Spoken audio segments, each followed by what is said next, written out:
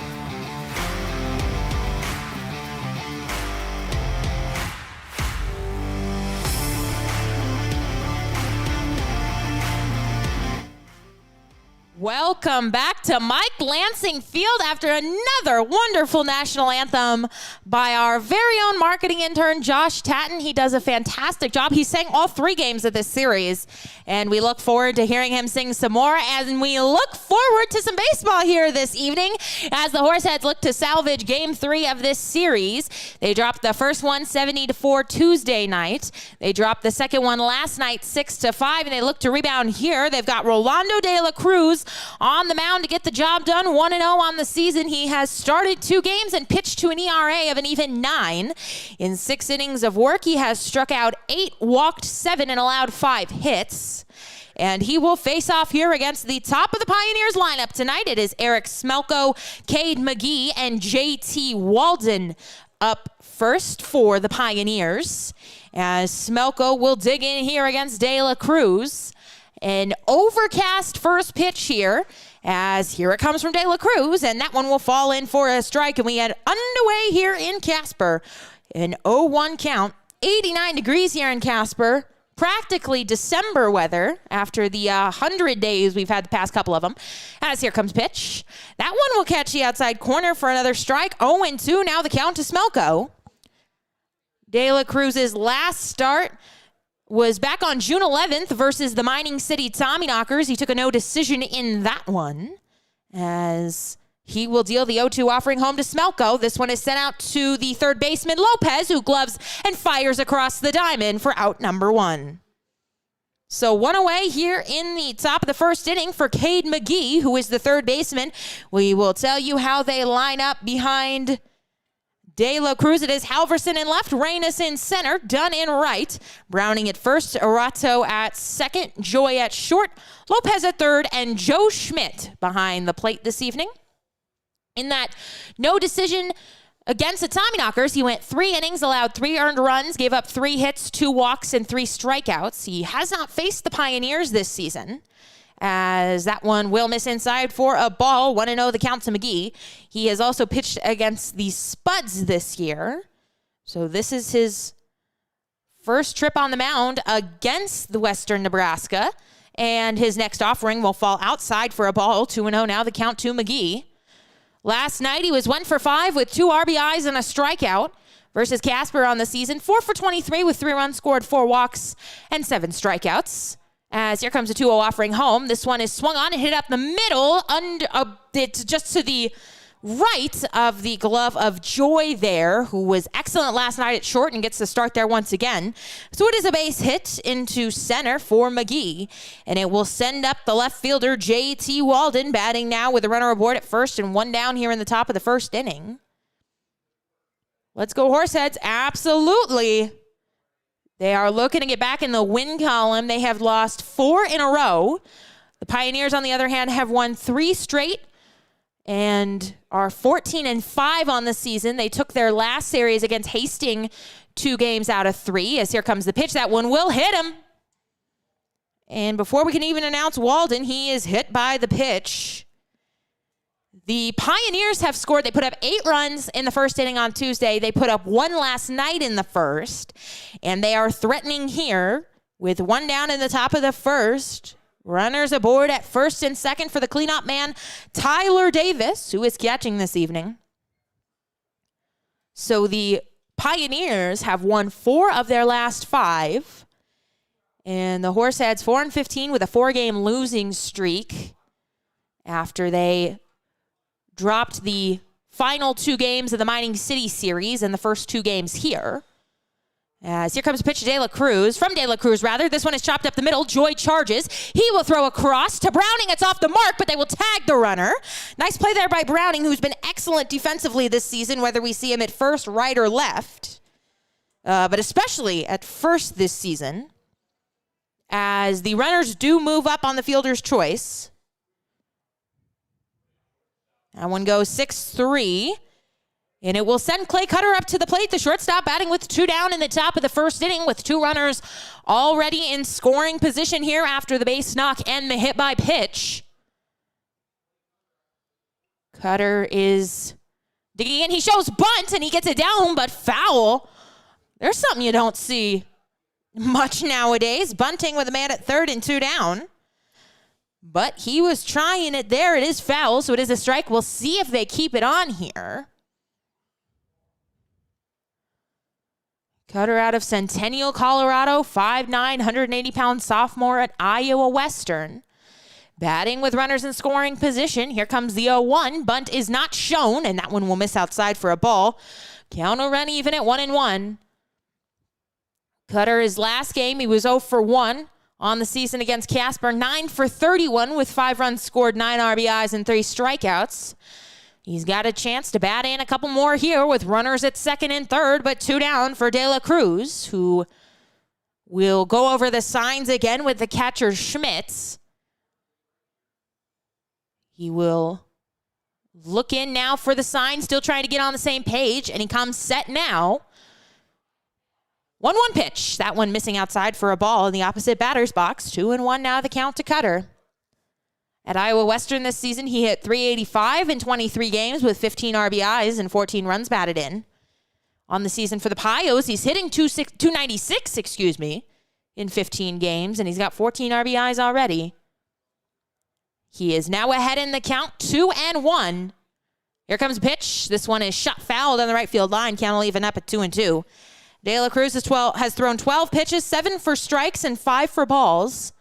Brian Webb is the man on deck. He was the starter last night. He got the no decision. He left the game losing it, but then the Pios rallied in the late innings against this bullpen, and they won 6-5. They got 2 runs in the top of the 8th inning last night to take the lead. And that was all she wrote last night. As time is called at the plate by Cutter. De La Cruz still trying to get on the same page as Schmidt here. An important man. 2-2. If it's anything like last night's affair, every run crucial here in this game. As here comes the 2-2, 2-out pitch. Swung on and fouled and hung on to by Schmidt. So striking out there is Cutter. And that will be it for the Pios here in the top of the first. They leave 2. They threaten but don't score. Horseheads coming up for the first time in a scoreless ball game. Don't miss a minute of Horseheads action this summer. Can't make it to the ballpark? We've made it easy for you to stay up to date with everything Casper Horseheads. All home games as well as select road games are streamed live on our YouTube channel and are also available to listen to on our Mixlr channel. Make sure you're also following the Horseheads social media accounts on Facebook, Twitter, and Instagram to catch everything you need to know about your hometown baseball team. The Horseheads are still actively looking for host families in the Casper, Wyoming, and surrounding areas to host a variety of players and interns for the 2021 season. Host families play an integral part of our organization by providing players and interns a place to call home for the summer. Benefits of becoming a host family include season tickets for your household to all Horseheads home games, 25% off most Horseheads merchandise and concessions, and team-signed memorabilia. If you're interested in becoming a host family, give us a call at 307-441-1334 or email hostfamily@casperhorseheads.com.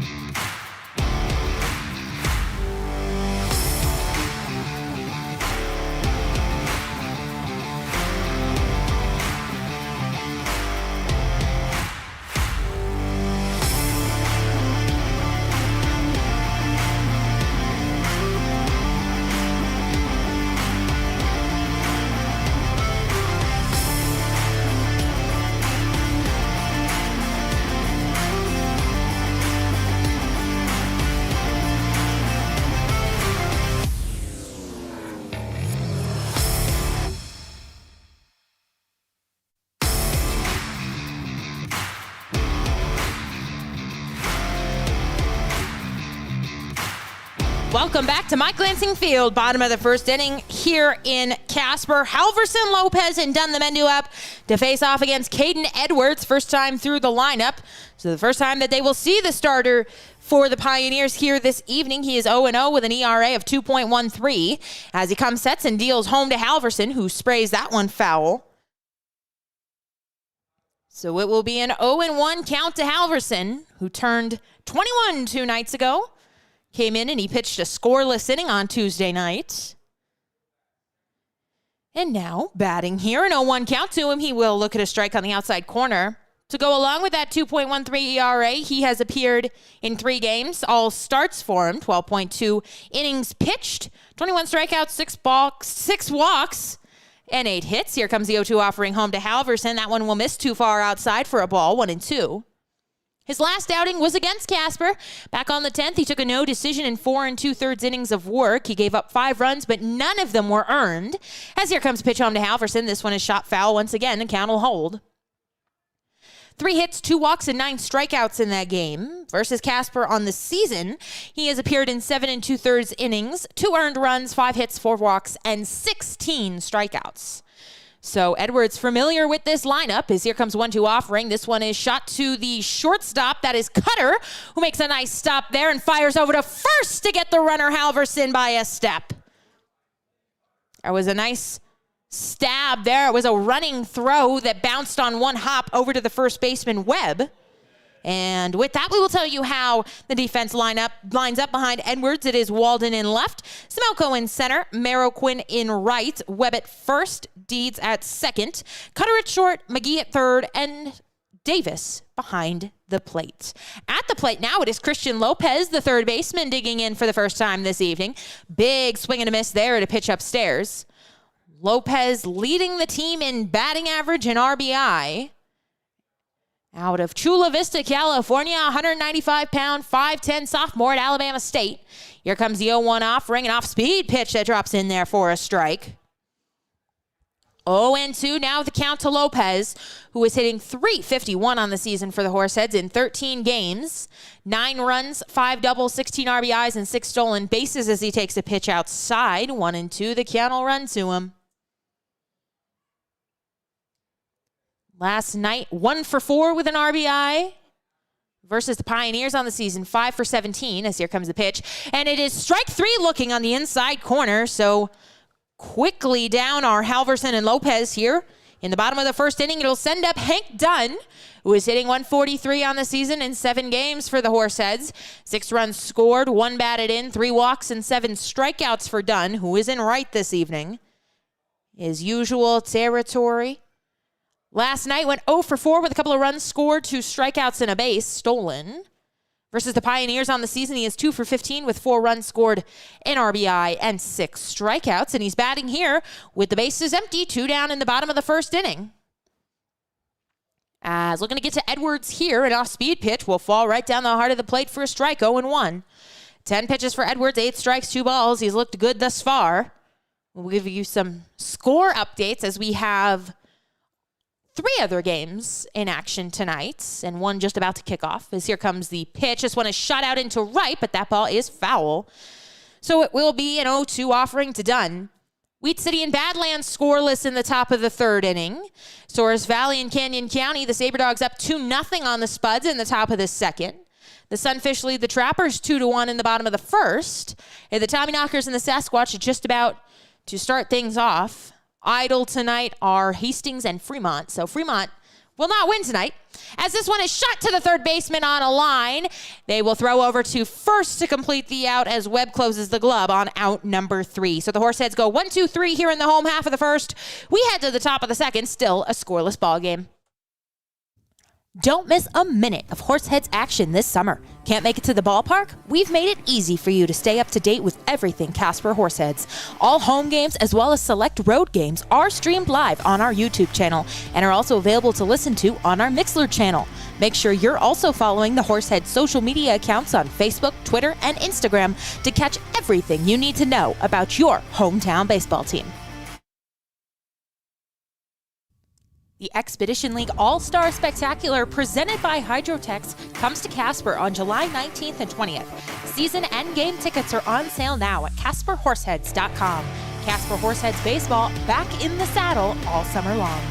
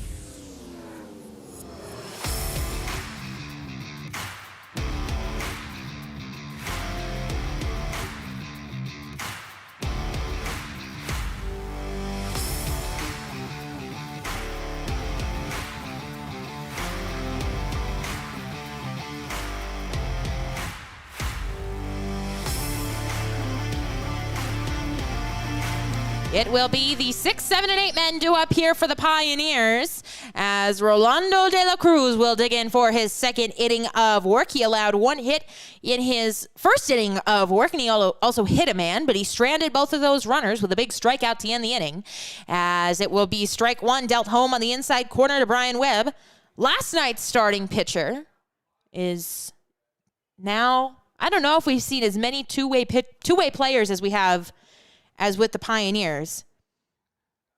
As here comes a pitch. This one is shot foul on the left field line. I mean, the only guy in recent memory who is like a pitcher only that we have seen like starting has been Carson Ohl, who has just been tremendous in the games that he has pitched against us this season, including getting the win in game 1 of this series. Got a little bit of run support in that one too, so that always helps things. As here comes the 0-2 offering to Webb. Swung on and fouled back right at the top of the zone there. It is ladies' night here at the ballpark once again. It is also 2-for-1s on adult beverages. It is 2-for-1 for everyone. The deal for ladies is the first 50 ladies get in for free. But there are not 50 ladies here tonight. So we've still got free tickets if you are in Casper and you're a lady. come on out. You get in for free tonight. As time is called at the plate, it will be an 0-2 offering home to Webb. Once everybody resets, De La Cruz atop the mound, taking a moment here. Webb out of Gilbert, Arizona, and now here comes the 0-2 pitch. This one is shut out to the shortstop, Joy. He gobbles and throws high over to Browning, but he once again tags him as the runner makes his way by. So Webb is out. Some more excellent defense there from Brooks Browning at first. He's had to corral a couple of throws from the left side tonight.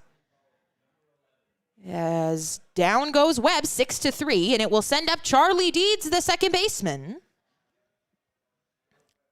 Deeds, Larkspur, Colorado product, 6 foot, 195-pound freshman at South Mountain Community College. Saw him last night as well. As De La Cruz gets ready to deal the one-out offering home, here it comes. This one is swung on and fouled off at the plate, 0-1. He is hitting .368 on the season in 9 games for the Pioneers. 6 runs, 7 hits, 3 doubles, 7 RBIs, and 6 strikeouts for him on the year thus far. Last night he was 1 for 3 with 2 hits in the ball game. And against Casper this season, 6 for 11 with a run scored, 2 doubles, and 3 RBIs. As the 0-1 pitch will catch the outside corner for a strike. Deeds did not like it. He turns around to our home plate umpire and has some words, but it is a strike nonetheless. So 0-2 the count to Deeds. De La Cruz looking to set him down for the second out at the bottom of the second here. Top of the second. As here comes pitch. Swung on and missed, and he will do just that. It was a foul tip hung on to by the catcher Schmitz. And so now quickly 2 down here in the bottom of the second inning for Jonathan Ponder, who is the DH in the ball game. Out of Lawrenceville, Georgia, 6 foot, 175-pound sophomore at Georgia State.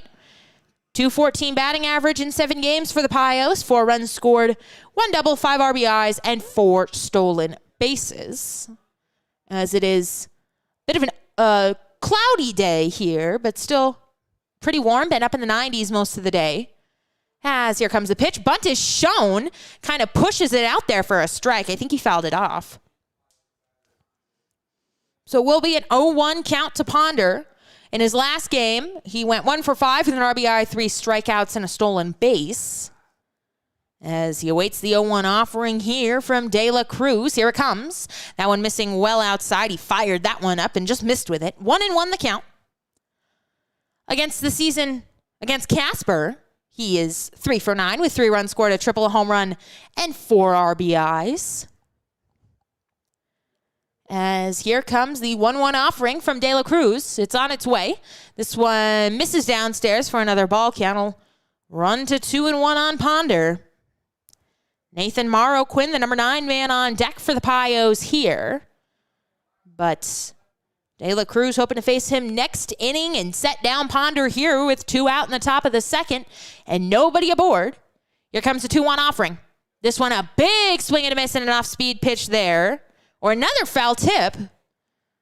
Our home plate umpire said he got a piece of that one. But regardless, it is strike 2 in the book. So deuces are wild up on the scoreboard. They're really wild. Top of the second, 2 down, 2-2 pitch. Here it comes from De La Cruz. This one fired outside. Might have got a piece of Schmidt there. As we'll have to get some more balls already. It will be a full count offering to Ponder. First full count that De La Cruz has dealt home to a Pios batter tonight. 3-2 the count. Here comes the offering from De La Cruz. Up by Ponder's head, and that will be ball 4. So Ponder will be aboard with a 2-out walk here in the top of the second inning, and it will send up the number 9 man, Nathan Marroquin, the right fielder this evening. De La Cruz, 26 pitches, 17 strikes, 9 balls. He has now had base runners in both innings that he has pitched. The first walk of the night that he has issued, however. As Marroquin will dig in here with a runner aboard at second and 2 down. De La Cruz will check the runner back, now deal home. That one misses inside for a ball, 1-0. Marroquin out of Tulare, California, 5'10", 170-pound freshman at Fresno State. In 6 games, he is hitting .045 with 6 runs scored, 2 RBIs, 5 walks, and 7 strikeouts. He is now ahead in the count, 1-0. As here comes pitch. That one on the outside corner for a strike. Count will even up at 1-1 now on Marroquin. His last night, he was 0 for 4 with 2 runs scored, a walk, a strikeout, and a stolen base. Against Casper on the season, he is 1 for 15 with 5 runs scored, 2 RBIs, 3 walks, and 5 strikeouts. As here comes 1-1 offering home. Swung on and fouled off the plate. He fouled that one off his foot, I believe. And so it will be a 1-2 count. He's got that guard on his right ankle, and I think that's where he fouled it off of. The shin guard there. And so he is all right. He will jump back into the box, batting with 2 down here in the top of the second. Runner aboard at first. As here comes the 1-2 offering from De La Cruz. He looks in, checks the runner back, and now comes set. As here comes pitch. This one missing well outside. Schmidt had to come out of his crouch to make that one. And so the count will even up at 2-2. So Deuces are Wild once again up on the scoreboard. 2 balls, 2 strikes, 2 outs, top of the second inning, scoreless ball game. Game 3 of this set, the final game. As here comes the 2-2 pitch. This one swung on, broken bat. As this one is sent to the second baseman, he will fire over to Browning. As a dangerous play there, but it is made by Rolando to Browning to retire Marroquin. So that is how the top of the second ends for Nebraska. They strand another runner, but do not score. We head to the home half of the second, still scoreless. Looking to stay connected with your hometown baseball team? Make sure you're subscribed to the Horseheads text messages. All you've got to do is text GO-HEADS to 85100 to sign up for exclusive updates, giveaways, promos, and the latest news on all things Horseheads.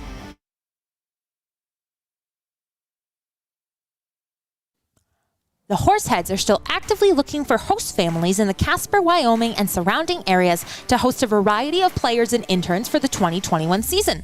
Host families play an integral part of our organization by providing players and interns a place to call home for the summer. Benefits of becoming a host family include season tickets for your household to all Horseheads home games, 25% off most Horseheads merchandise and concessions, and team-signed memorabilia. If you're interested in becoming a host family, give us a call at 307-441-1334 or email hostfamily@casperhorseheads.com.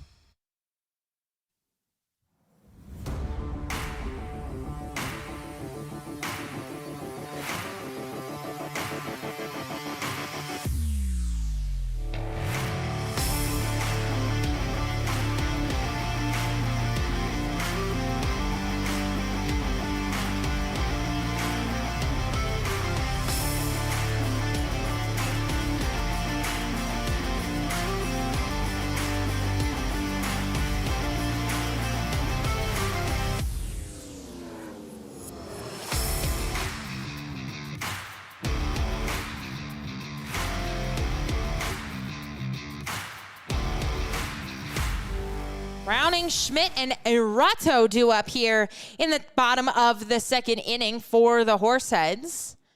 We are playing here in a scoreless ball game as Edwards goes out for his second inning of work, 12 pitches, 10 strikes, and 2 balls. He retired the Horseheads in order in the first as Brooks is first pitch swinging, and he doesn't get a pitch on the outside corner. 0-1 now the count to Browning. He was hitting .238, hitting cleanup tonight. 17 games, 13 runs, 6 doubles, 12 RBIs, 25 strikeouts, and 6 stolen bases. As this one is chopped to the third baseman, Mcgee on a couple of hops, and he fires over to first. Oh, and Brooks trips over the bag, and looks like he's okay. He is out, but I think the throw took the first baseman Webb up the line, and he tagged Brooks, and then he tripped over that first base bag. He looks okay. So that is the first out of the inning.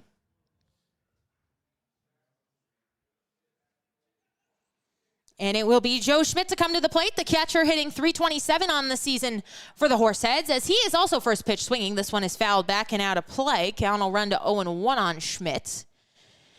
6 runs, 12 RBIs, 4 walks, and 12 strikeouts for him. Last night he was 1 for 5 with a strikeout as the DH in the ball game. Against the Pioneers on the season, he is 5 for 23 with 3 doubles, 3 RBIs, and 6 strikeouts. As here comes the pitch. That one misses outside for a ball, 1-1. It is National Mascot Appreciation Day today. So, as always, we will give a shout out to our mascot, Derek, who does a terrific job. As here comes 1-1 pitch. This one is shot to the shortstop, and it's going to get by the dive of Cutter. And Schmidt is aboard with a 1-out single. Just getting through the left side there, and it will send Eric Arato up to the plate. Wearing number 33, the second baseman tonight, out of Sussex, Wisconsin, freshman at Northern Illinois. As he is hitting 182 on the season in 7 games with a run, 3 RBIs, 4 strikeouts, and 4 stolen bases.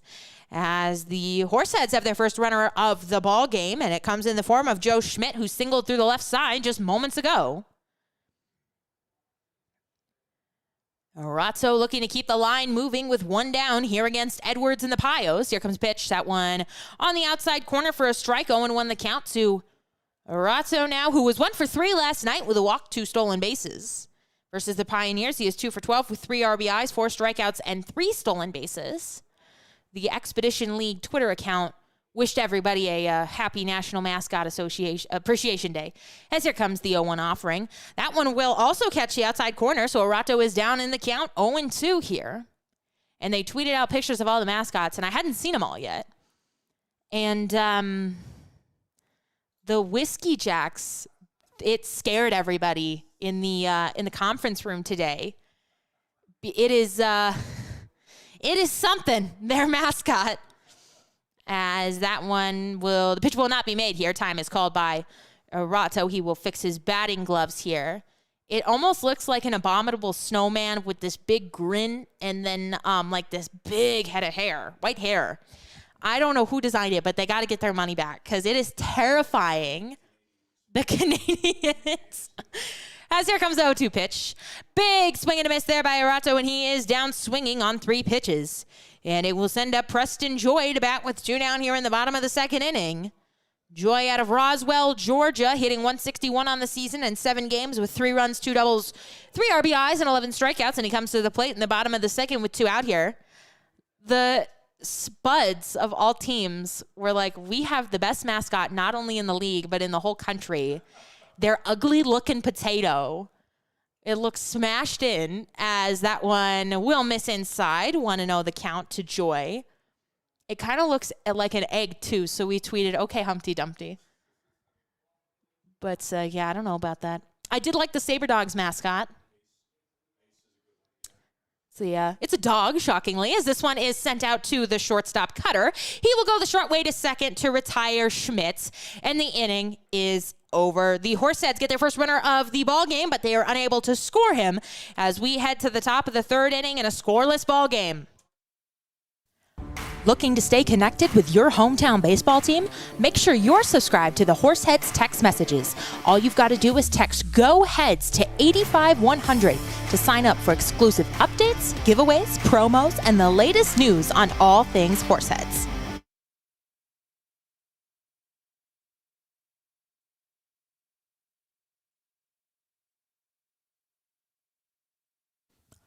The Horseheads are still actively looking for host families in the Casper, Wyoming, and surrounding areas to host a variety of players and interns for the 2021 season. Host families play an integral part of our organization by providing players and interns a place to call home for the summer. Benefits of becoming a host family include season tickets for your household to all Horseheads home games, 25% off most Horseheads merchandise and concessions, and team-signed memorabilia. If you're interested in becoming a host family, give us a call at 307-441-1334 or email hostfamily@casperhorseheads.com.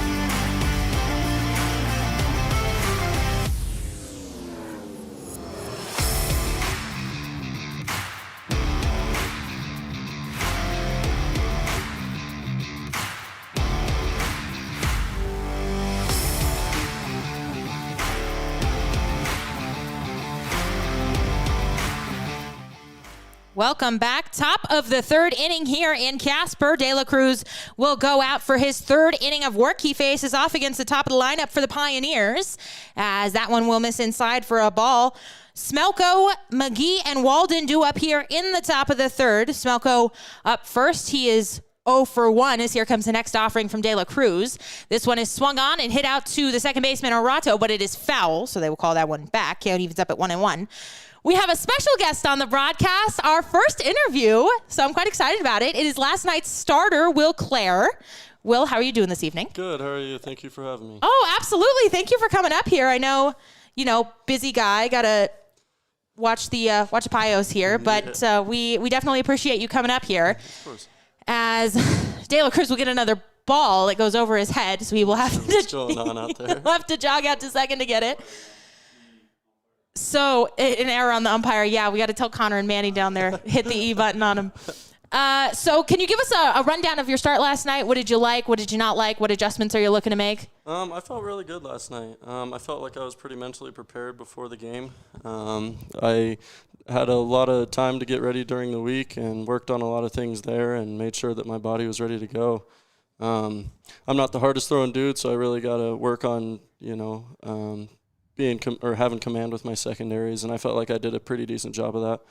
I threw a little bit more than I wanted to in 5 innings, but I still felt good and feel healthy today. So excellent. 2 pitches on the outside corner there, missing to Smelko, so the Callahan will run 3-1 on him. 2-1? No, it is 3-1. Chuck, messing me up. It's 10-1. As here comes the 3-1 offering home. Big swing and a miss there and an outside pitch. Very good pitch. Good pitch there. So you are a Casper native. So what is your favorite place in Casper to go to? I mean, of course, this ballpark. I've played a lot of time here. This is where I spent all of my childhood watching, teams like the Ghosts, who are here a long time. And so I was always obsessed with this field. I thought it was cool with the nice grandstands. Yeah. And then I really enjoyed my time here during high school. I feel like we were a really lucky team to be able to use this in high school. And I've put in a lot of innings on that mound. And so it's got a cool place in my heart for sure. This one fouled off to the left side. Count will run full as here comes the payoff pitch from De La Cruz. This one is shot out to center. Moving in on it, Reynes. He will not get there. And this one is going to dunk in for the leadoff single here for the Pioneers, and it will bring up Cade Mcgee, who is 1 for 1. He also singled back in the first inning, batting here with nobody out in the top of the third inning and a runner aboard in Smelko. Which high school did you go to? I was a NC. Go Mustangs. Okay, that Haley went to NC. Yep. So we are all we're all NC fans. I don't know how it came to be, Go but Mustangs, yep. that's what we are. Natrona County High School for our non-Casper, Wyoming listeners. No, you're good. De La Cruz will check the runner back at first. Now he comes set and deals home, as that one will miss upstairs for a ball. That's a good pitch. Was a good pitch there. 1-0, just missing. De La Cruz, 39 pitches, 24 strikes, and 15 balls for him so far. We are playing here in a scoreless ball game.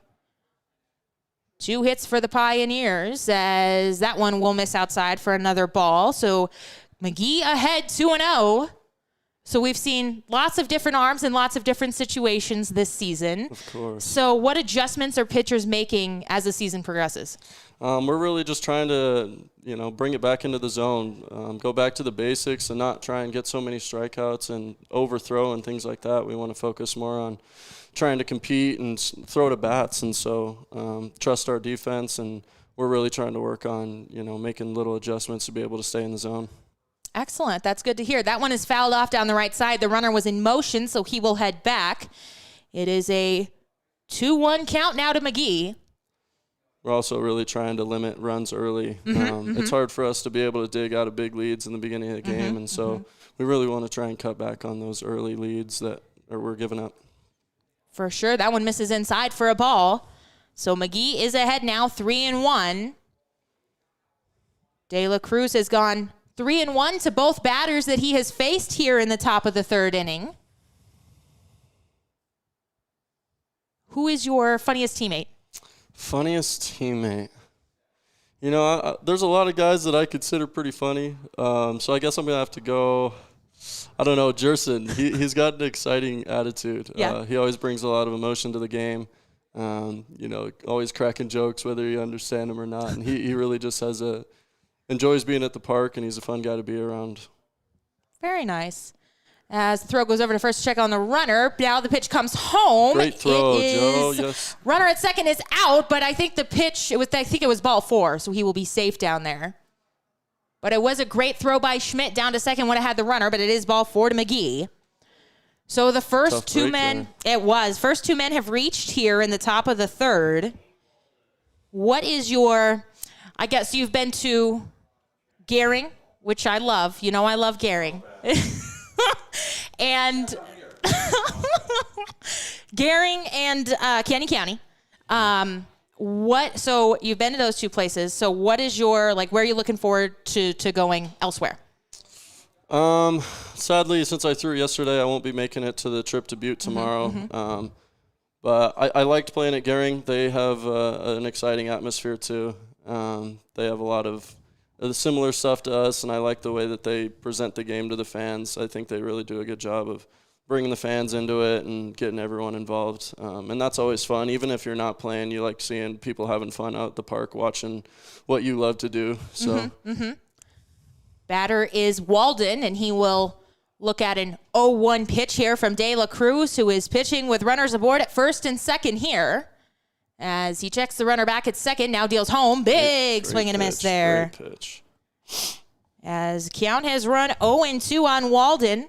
So De La Cruz looking to K him here in the top of the third inning with 2 runners aboard and nobody out. My dad would like to know, who's your favorite MLB team? I'm a Royals fan. Okay, fair enough. Yeah, I haven't got to watch a lot this year, but it was definitely a good season for everyone. There was lots of good baseball going on.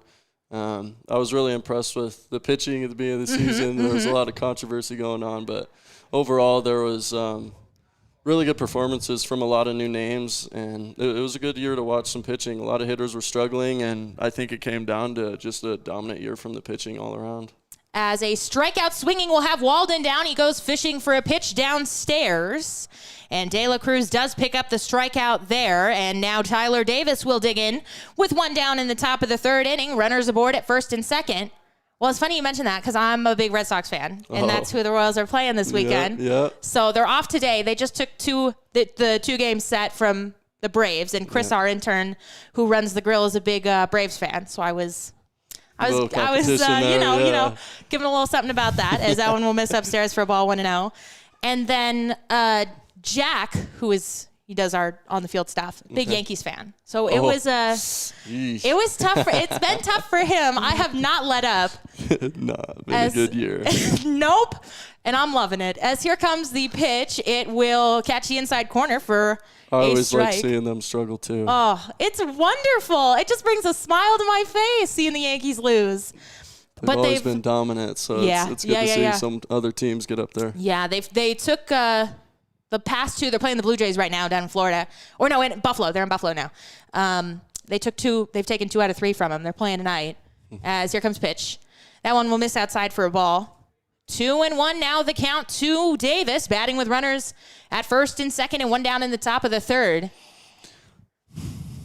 But yeah, it's tough because I should want the Yankees to win because the Blue Jays are higher up in the standings. Yes. But it's like I can't root for, I physically cannot root for the Yankees even though it's good for my team. There is that mental block, though, with some teams. I mean, sometimes you just can't get over it. This one is sent out into right center. Where's he playing? This ball is going to get down as they will send the runner home, and Smelko will score the first run of the ball game on the RBI single by Davis. As that one just falling in out there. So Smelko will score on it. Moving up to second is Cade Mcgee. And runner still at first and second now for Clay Cutter, who is 0 for 1. He struck out in his first plate appearance. Top of the third inning here, 1 down. And Western Nebraska now leading 1-0. Really could use a ground ball here for 2. Absolutely. Turned 2 double plays last night in back-to-back innings. Those were huge in what was a 1-run game. Very close game. As here comes pitch. This one is fouled off to the right side. Count will run to 0-1 on Cutter. The shortstop here tonight. It is ladies' night at the ballpark, but we got to get more ladies out here. There's ladies. There's a few. There's ladies. Ava and Abby are here. Ava and Abby are here.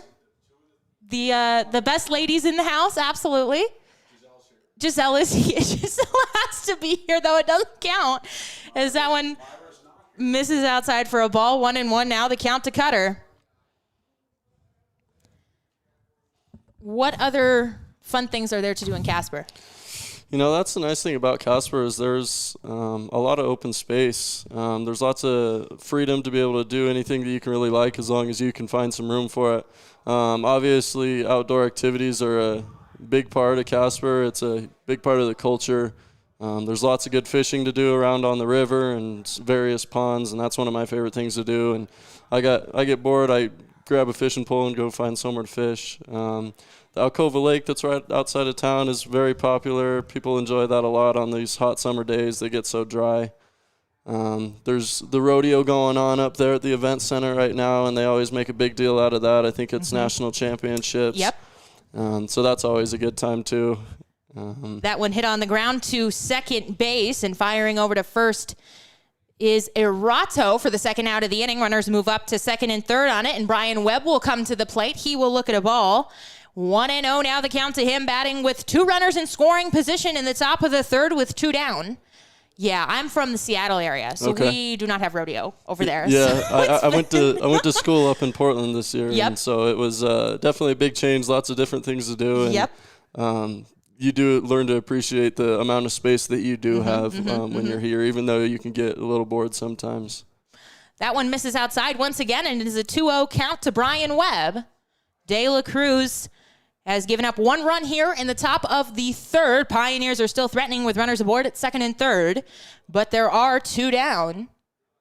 So De La Cruz needing just one more out to stop the bleeding here as here comes pitch. This one is swung on, hit softly on the infield. De La Cruz gloves, and he will tap the bag himself. He beats the runner Webb for the third and final out of the inning. Way to get out of that. Absolutely. Well, thank you so much for joining us. Of course. I hope to do it more for sure. Absolutely. We'll be happy to have you on again. But for now, we head to the bottom of the third inning. Western Nebraska, they lead this one 1-0. Don't miss a minute of Horseheads action this summer. Can't make it to the ballpark? We've made it easy for you to stay up to date with everything Casper Horseheads. All home games as well as select road games are streamed live on our YouTube channel and are also available to listen to on our Mixlr channel. Make sure you're also following the Horseheads social media accounts on Facebook, Twitter, and Instagram to catch everything you need to know about your hometown baseball team.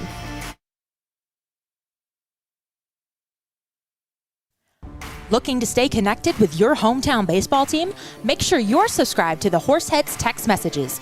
All you've got to do is text Go Heads to 85100 to sign up for exclusive updates, giveaways, promos, and the latest news on all things Horseheads.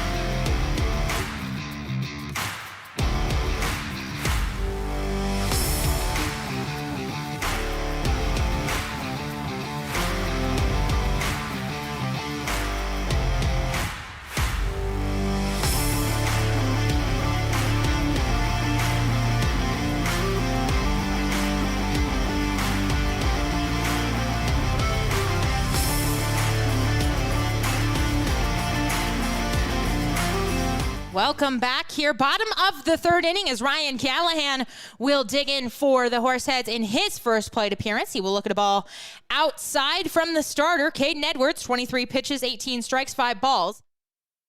As he will deal a strike home for his next offering on the inside corner. 1-1, the count will even up.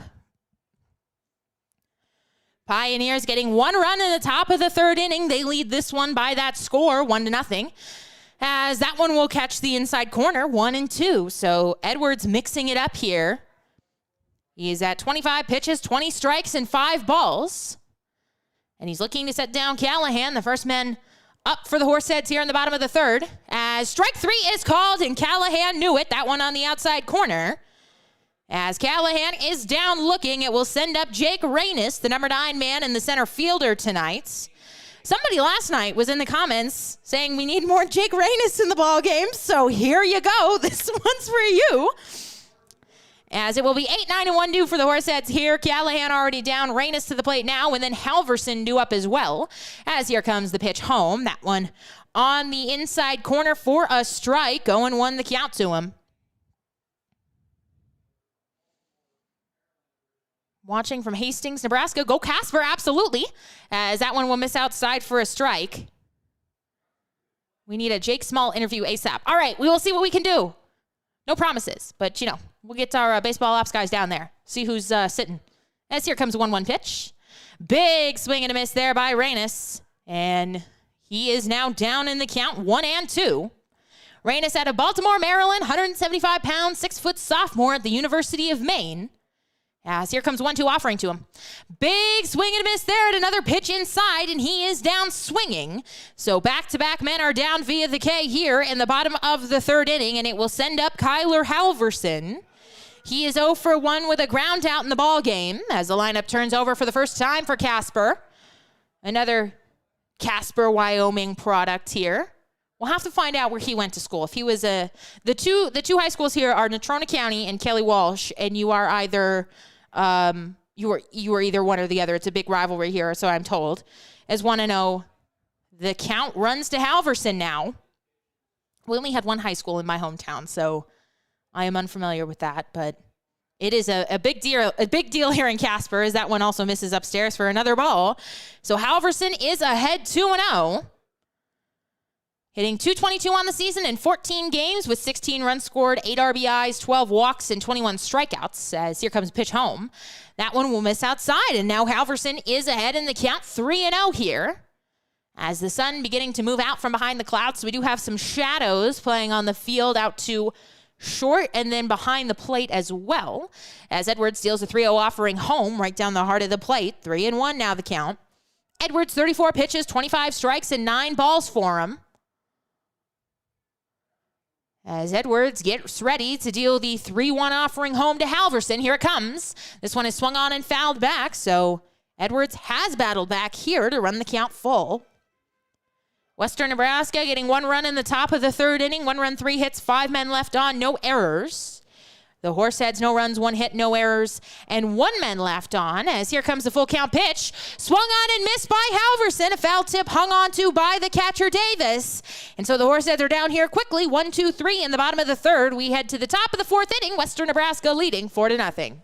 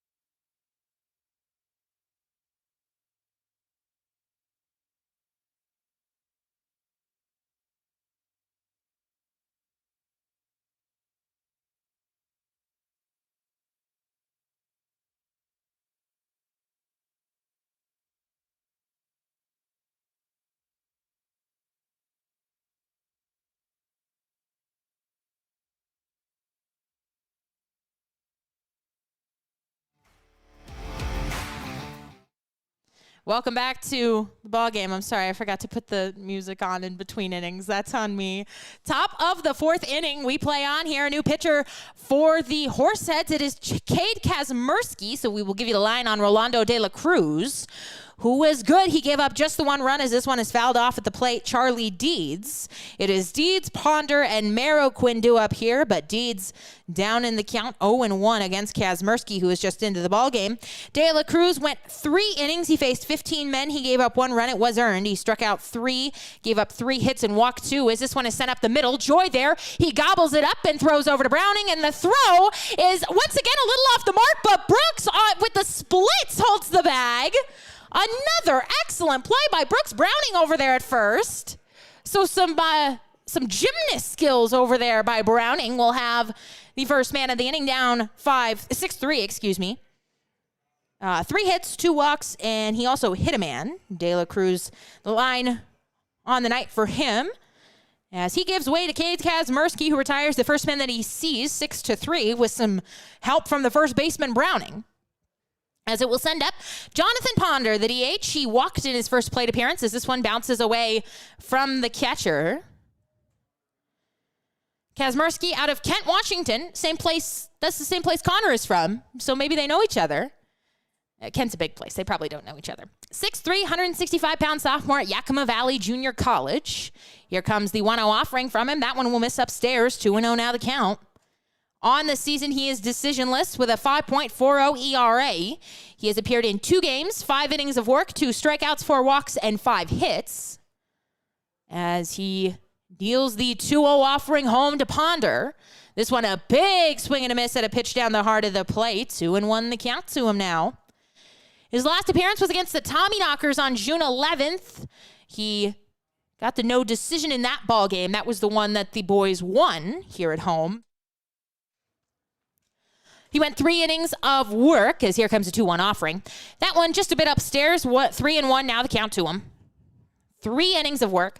1 run it was earned. He gave up 3 hits, walked 3, and struck out 2. He has faced the Pioneers on one other occasion back on June 8th. As here comes the 3-1 pitch to Ponder, and that one will be right down the heart of the plate. Ponder looked like he was going to take off for first there. I don't know where he was going.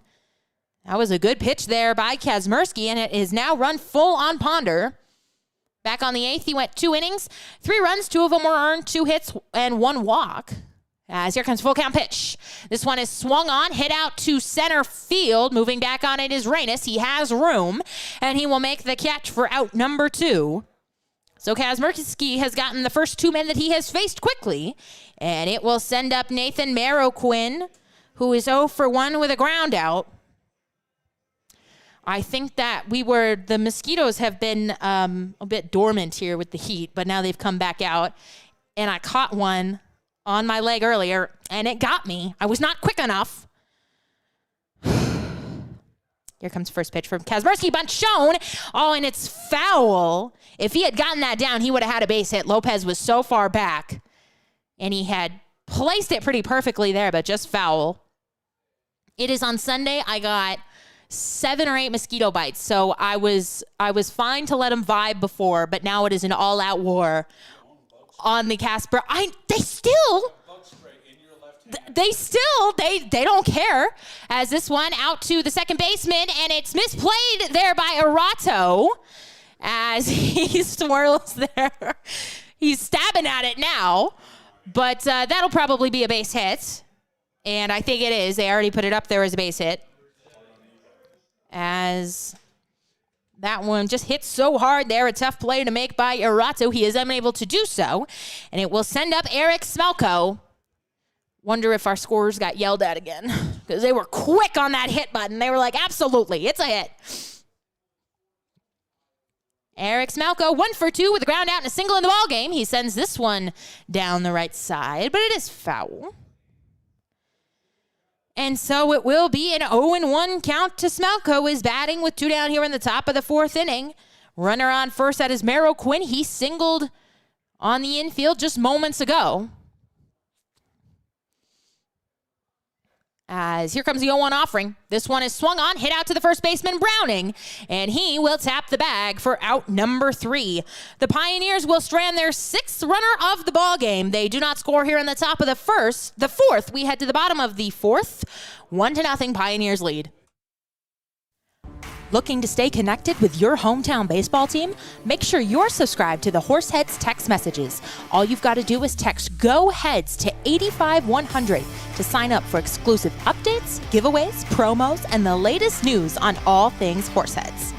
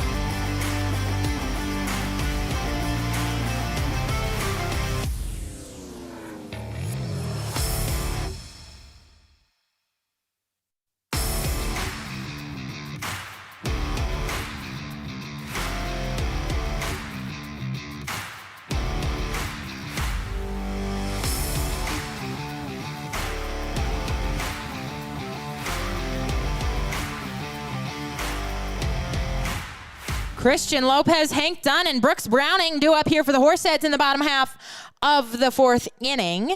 CeeLo 0 for 1 in the game with a strikeout looking thus far, but looking to get the Horseheads on the board here. They trail 1-0.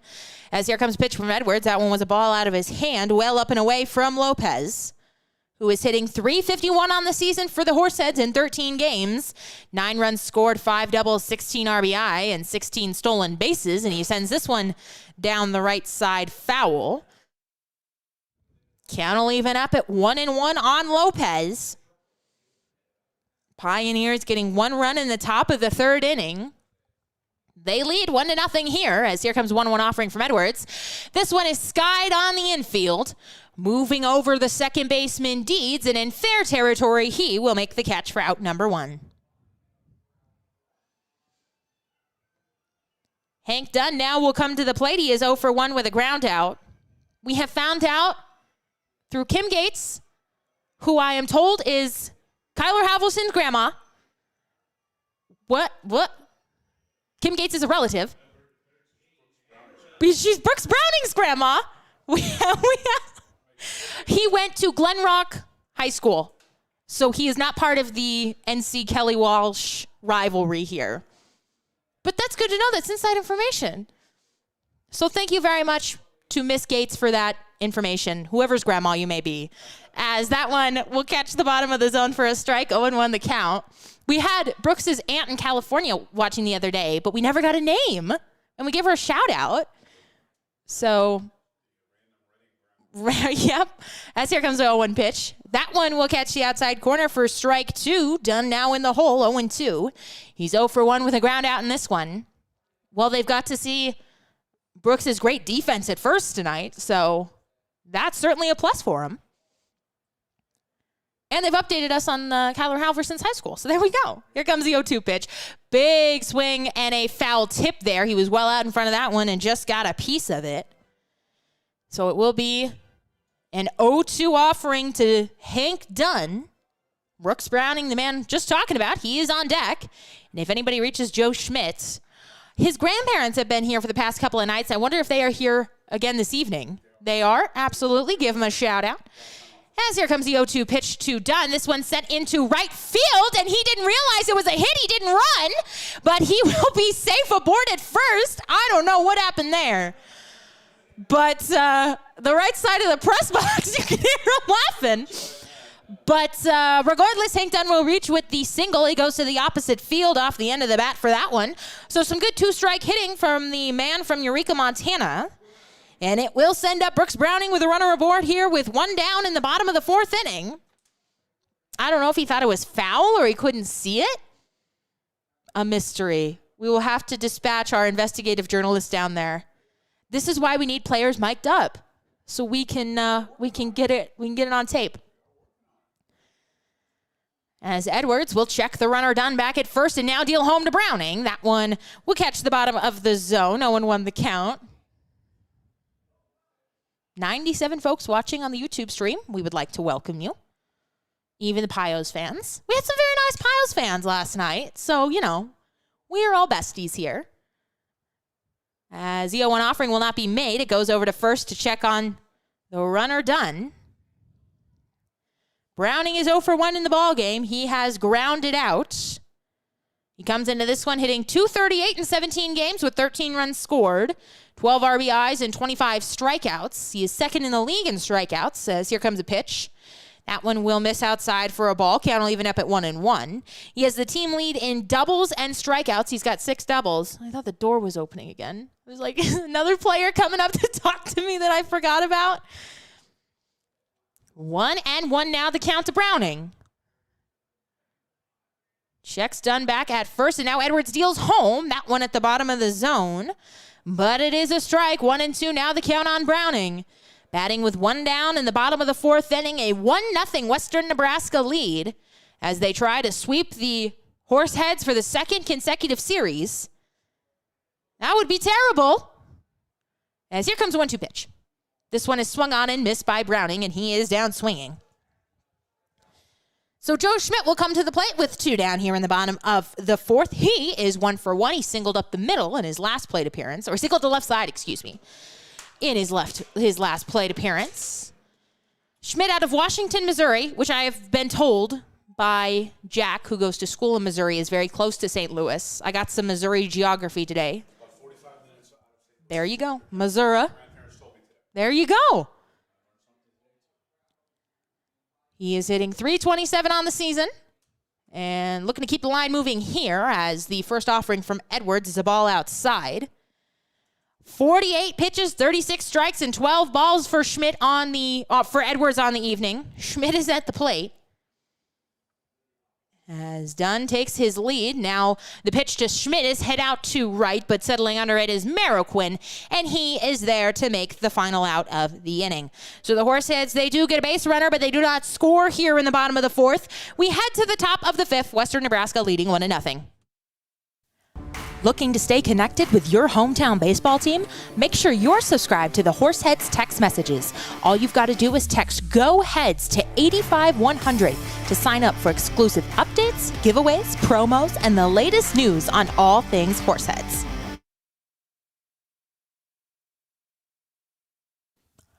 The Horseheads are still actively looking for host families in the Casper, Wyoming, and surrounding areas to host a variety of players and interns for the 2021 season. Host families play an integral part of our organization by providing players and interns a place to call home for the summer. Benefits of becoming a host family include season tickets for your household to all Horseheads home games, 25% off most Horseheads merchandise and concessions, and team-signed memorabilia.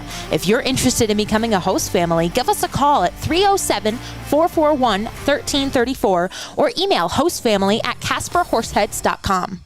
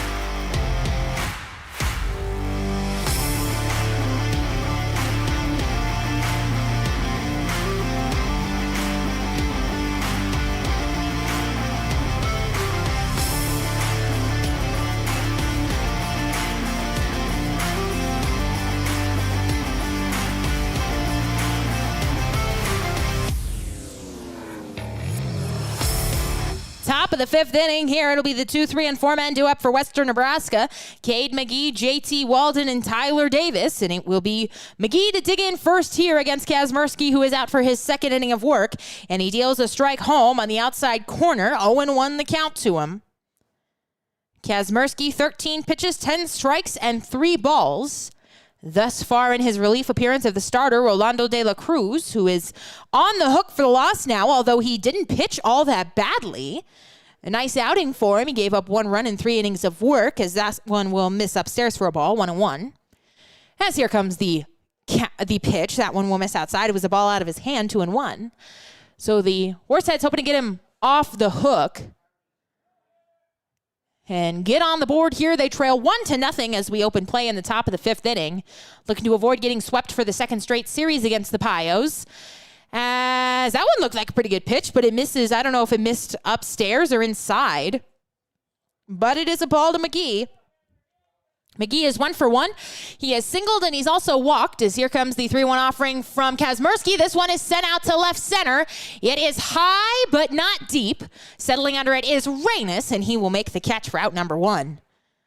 The Pioneers have had a couple of towering shots in this series, and that was one of them.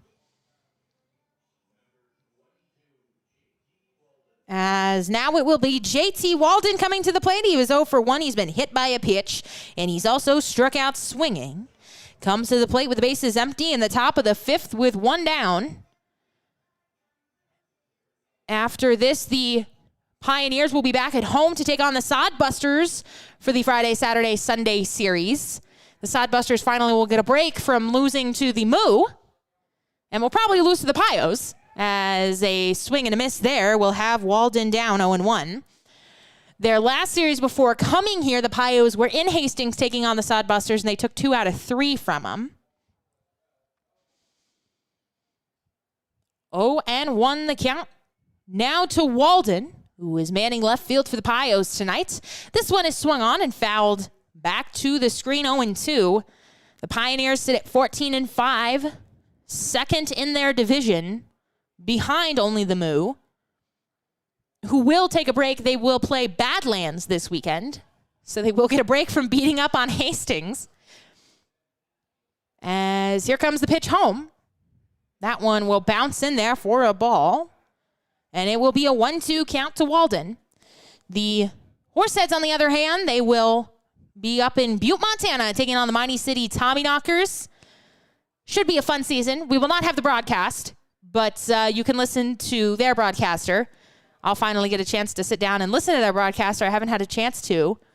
The only other, I've heard Zach, who is excellent, of course, as that one is shot fouled on the right field line. Can't hold it 1-2. And then we listen to the Spuds games. And yeah, we did that. They will be in town next Tuesday, Wednesday, Thursday. We will have the call on that.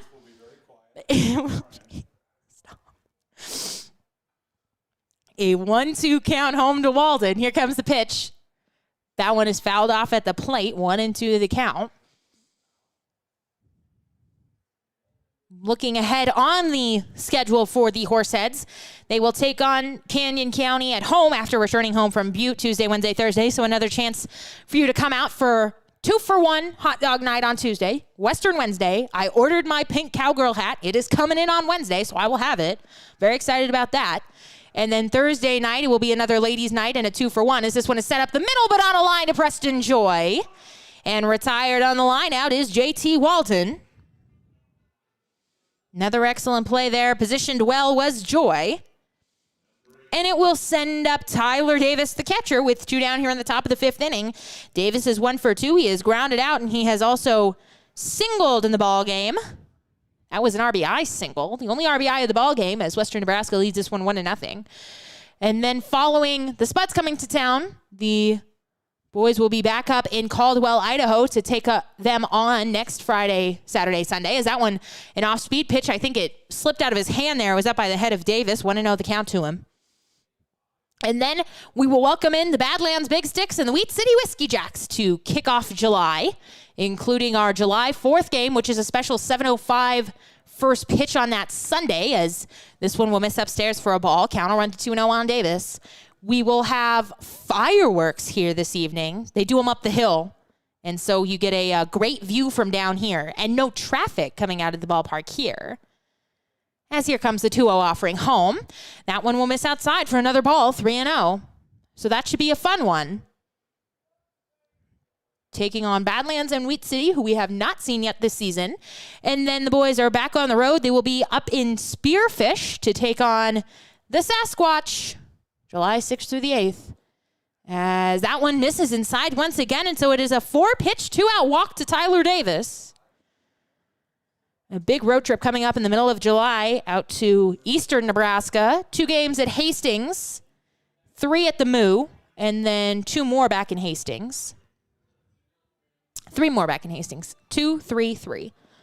And then, of course, the All-Star Game here in Casper. We are so excited to be hosting it, as we will have a home run derby and full festivities, 19th and 20th. Going to be a great time here, as it is a ball. 1-0 now, the count to Clay Cutter, who is batting with 2 men aboard in the top of the 5th inning. Cutter 0 for 2. He has struck out and grounded out in the ball game. As here comes the pitch, he sends it out to the shortstop, Joy. He will underhand to Arato covering at second, and together they will retire Davis. So the Pioneers, they leave another man. They have stranded 7 tonight. We head to the bottom of the 5th. Western Nebraska still leading 1-0. The Horseheads are still actively looking for host families in the Casper, Wyoming, and surrounding areas to host a variety of players and interns for the 2021 season. Host families play an integral part of our organization by providing players and interns a place to call home for the summer. Benefits of becoming a host family include season tickets for your household to all Horseheads home games, 25% off most Horseheads merchandise and concessions, and team-signed memorabilia. If you're interested in becoming a host family, give us a call at 307-441-1334 or email hostfamily@casperhorseheads.com.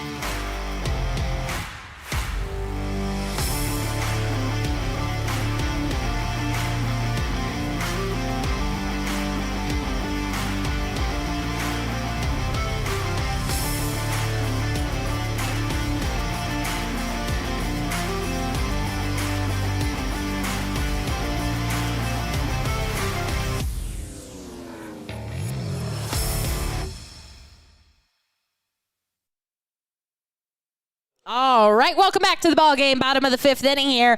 Western Nebraska leads 1-0 as Eric Arato, Preston Joy, and Ryan Callahan will come to the plate for Casper in the inning. Arato is 0 for 1 with a strikeout swinging so far, and he will face off against Caden Edwards, who is out there for his 5th inning of work. As here comes a pitch home. This one is sent out to right. Moving back on it is Marroquin. It's back, and this one is off the wall. Heading into third now is Arato. He will get in there with a stand-up triple to lead off the bottom of the 5th inning. Ooh, that one. Thought we were going to have a home run call on that one, but you know what? We will absolutely take the leadoff triple with nobody out here in the bottom of the 5th. I was going to text Josh. I was going to say, yeah, put that on Twitter, but he's already on it. And it will now be Preston Joy to dig in here with a runner aboard at third and nobody out in the bottom of the 5th inning. And that one is going to hit him. It hit him in the front foot, I believe. And he is kind of limping around there by the plate. And We will see. He has taken off his equipment there and set the bat down, and he's kind of limping down to first here. KP walking with him. And it looks like he will stay in the ball game here. So Joy is aboard after getting hit by the pitch, and it will send up Ryan Callahan batting with runners at the corners and nobody down in the bottom of the 5th inning. Joy is still walking around down there, but it looks like he is all right, or all right enough to stay in the ball game here, and he will. So Callahan will dig in. Runners at the corners, Arado tripling. Joy getting hit by the pitch. And now Edwards in his first real jam of the ball game. Here comes a pitch. This one will miss downstairs for a ball. Davis, the catcher, tried to frame it, but to no avail. Callahan out of Overland Park, Kansas, 6'2", 190-pound freshman at Kansas. Chance to do some damage here with runners at the corners. This one is shot out to the shortstop. They will underhand to second. Throw over to first for the double play. But the good news is it is a tie ball game now as Arato will come in the back door. No RBI on the play for Callahan, but he does pick up the first run of the ball game for the Horseheads, and it is now a tie ball game here. Jake Reynes will come to the plate. That one going 6-4-3. As Reynes will nub out with 2 outs in the bottom of the 5th inning, he will look at a strike for the first offering home from Edwards. So De La Cruz is officially off the hook for the loss as the Horseheads tie it up here in the bottom of the 5th. Big swing and a miss and a pitch upstairs by Reynes. He is down now 0-2. He is 0 for 1 on the evening with a strikeout swinging. As here comes pitch home. That one missing well outside of his a ball out of his hand, 1-2 the count to Reynes. Kyler Halverson has come out on deck. As here comes the 0-2 offering. This one, strike 3 called at the bottom of the zone. As Reynes is down looking, but not before the Casper Horseheads tie this one up after the leadoff triple by Eric Arato. And a 1-1 ball game here. We head to the top of the 6th inning, 1-1. Looking to stay connected with your hometown baseball team? Make sure you're subscribed to the Horseheads text messages. All you've got to do is text GO HEADS to 85100 to sign up for exclusive updates, giveaways, promos, and the latest news on all things Horseheads. The Horseheads are still actively looking for host families in the Casper, Wyoming, and surrounding areas to host a variety of players and interns for the 2021 season. Host families play an integral part of our organization by providing players and interns a place to call home for the summer. Benefits of becoming a host family include season tickets for your household to all Horseheads home games, 25% off most Horseheads merchandise and concessions, and team-signed memorabilia. If you're interested in becoming a host family, give us a call at 307-441-1334 or email hostfamily@casperhorseheads.com.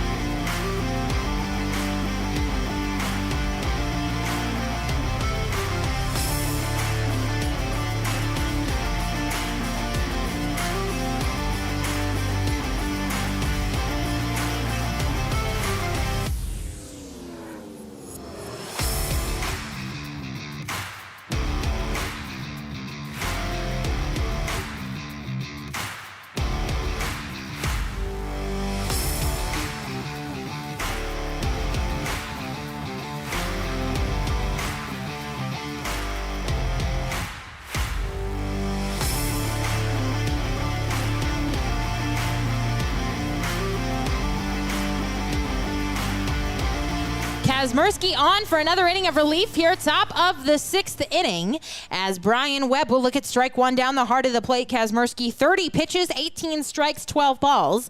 He will face the 6, 7, and 8 men here for the Pioneers in the top of the 6th inning in what is a tie ball game now, tied at 1 apiece. As here comes a pitch home. That one is swung on and foul. So the count will run 0-2 now on Webb. Webb, who was last night's starter, is 0 for 2 in the game with a couple of ground outs.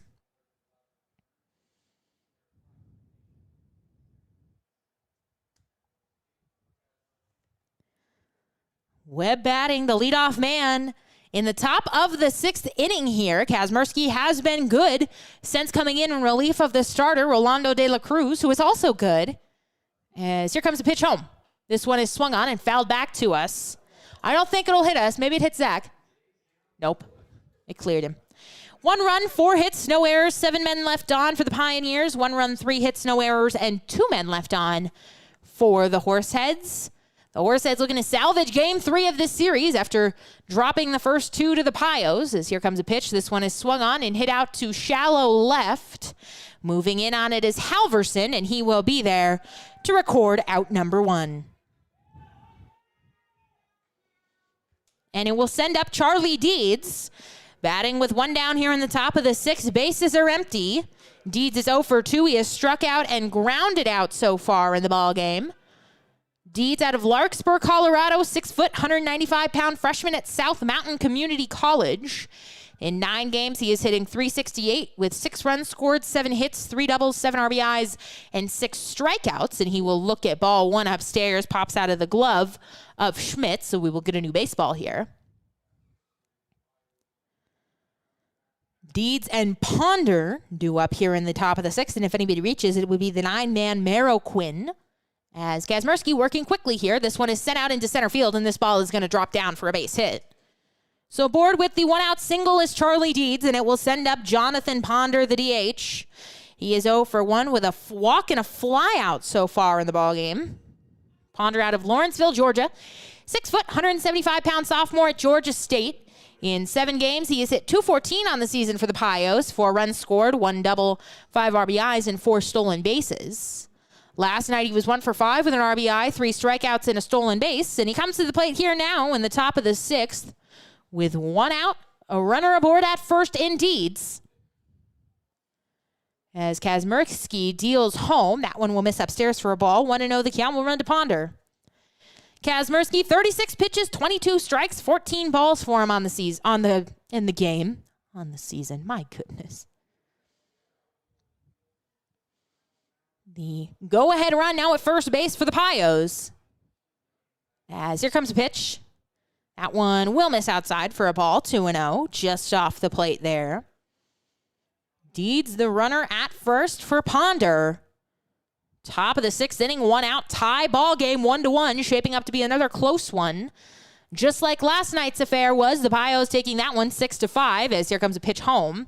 That one also missing off the plate, and it will now be 3-0 to Ponder, who has already walked once in the ball game.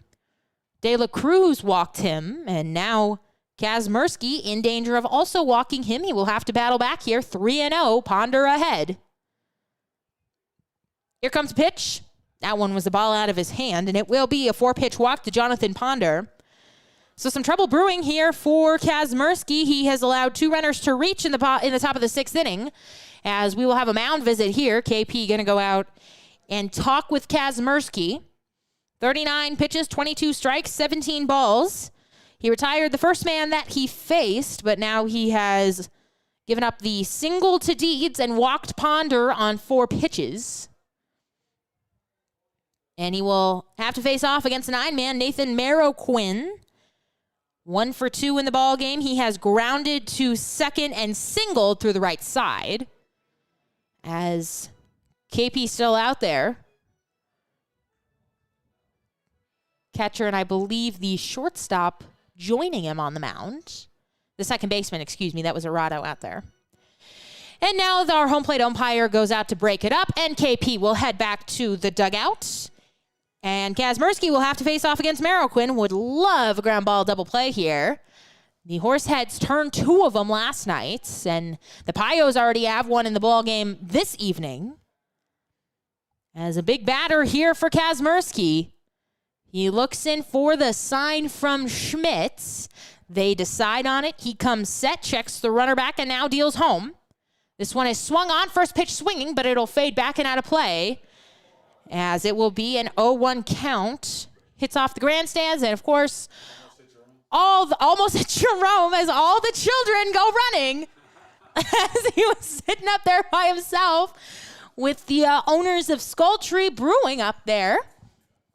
So he's just up there, having a beer, trying to relax, and he's almost killed by a foul ball. That would have been a terrible day. As here comes the pitch. Runners take off, swung on and missed. It is fouled at the plate, And so the runners will have to go back, and it will be an 0-2 count to Marroquin. He's got to get off the phone. Oh, that's why he would have made the catch if he hadn't been on the phone. I hate to blow Jerome up on the spot like this, but, got to text him, tell him to get off the phone. Here comes the 0-2 pitch to Marroquin. Big spot. Runners at first and second. Top of the second. One down. Here comes the pitch from Kazmersky. Runners take off again. This one is sent fair down the right field line. And one run is in. They will hold the trail runner. Throw goes into second, and he is out. Oh, what a throw by Hank Dunn.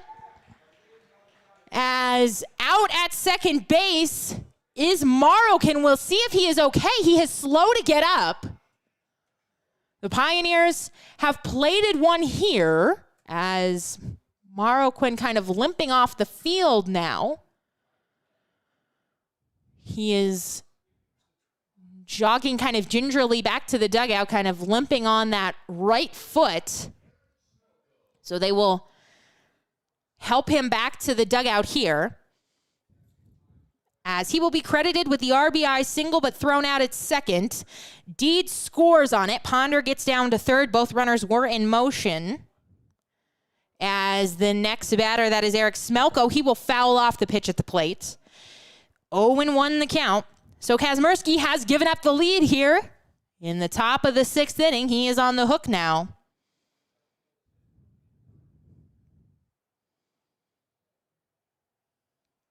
Smelko is 1 for 3 in the ball game. He has grounded out, singled, and grounded out again, as here comes the 0-1 offering from Kazmersky. That one missing inside for a ball, 1-1. Kazmersky, 44 pitches, 26 strikes, 18 balls. He has given up the go-ahead run here in the top of the sixth inning. It was earned. Neither team has committed an error tonight. Connor and Manny will be thrilled to hear that. Nope, they're not getting yelled at tonight. As here comes the pitch home. This one is swung on and hit out to right, and that ball is going to get down. The third run of the ball game will come in for the Pioneers on the RBI single by Eric Smelko. And it is a 3-1 ball game here now.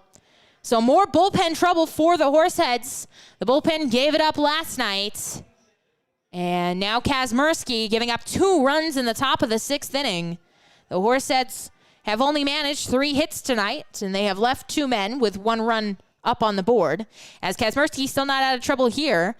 Mcgee will come to the plate now with a runner aboard at first, and 2 down here in the top of the sixth. The throw will go over to check on the runner, who is back safely. Mcgee is 1 for 2. He has singled, walked, and flied out in the ball game. Go Hank, absolutely getting that outfield assist. Here comes pitch. This one, a strike on the inside corner. 0-1 now the count to Mcgee. Somebody very excited about that strike. A 3-1 ball game here now for the Pioneers. Plating 2 runs in the top of the sixth inning, and they still have a runner aboard at first in Smelko. Here comes the pitch from Kazmersky. That one will miss outside for a ball, 1-1. See if they have any action down there. I think so. I think I see somebody through the tree. The Horseheads in their home white tops and white pants here this evening with the high black socks. The Pios in the black uni tops and the gray bottoms, as that one misses down low. A nice stop by Schmitz as the ball trickles into the infield, but doesn't get far enough away for Smelko to advance on it. And Mcgee will be ahead in the count, 2-1. Mcgee out of Tucson, Arizona, 6'1", 195-pound freshman at Gonzaga, hitting .250 on the season for the Pios in 17 games. He does lead the team in walks with 18, and he is ahead in the count, 2-1. Here comes pitch. This one is shot down the left field line, but foul. So 2-2 now the count to Mcgee. Kazmersky looking to retire this side here and stop the bleeding in the top of the sixth. Kazmersky looks in, waiting for the sign. He's got it now. He deals home, runner takes off, and this one is up by the head of the batter. The throw down to second is not in time. It will be a ball, and Smelko will be down to second on the stolen base. So the Pios have another runner in scoring position here, and it comes with 2 down at full count. Kazmersky trying to avoid walking another man here in the top of the 6th inning. He looks in for the sign. Still trying to decide on it with Schmidt. Now he's got it. Comes set and deals home. The payoff pitch is upstairs for a ball. Close pitch there. And our home plate umpire will get more baseballs here as Mcgee will go down to first on the walk. And JT Walden will come to the plate, batting as the inning just keeps on continuing here in the top of the 6th inning. 2 runs in for the Pioneers already. As Smelko, the man out at second, Mcgee is at first. And Walden at the plate. He is 0 for 2. He's been hit by a pitch. He is struck out swinging, and he's also hit into a line drive. Batting here, 2 runs already in. Got to stop the bleeding here, does Kazmersky, who was at 51 pitches, 29 strikes, and 22 balls. Checks the runner back now, deals home. Runners take off. Throw goes down to third. Picked nicely by Lopez, but not in time to get the runner, Smelko. So it is a double steal. And so now 2 runners in scoring position. This is a big at-bat here for Walden. Kazmersky got to get out of it. Got to keep the bats in the ball game.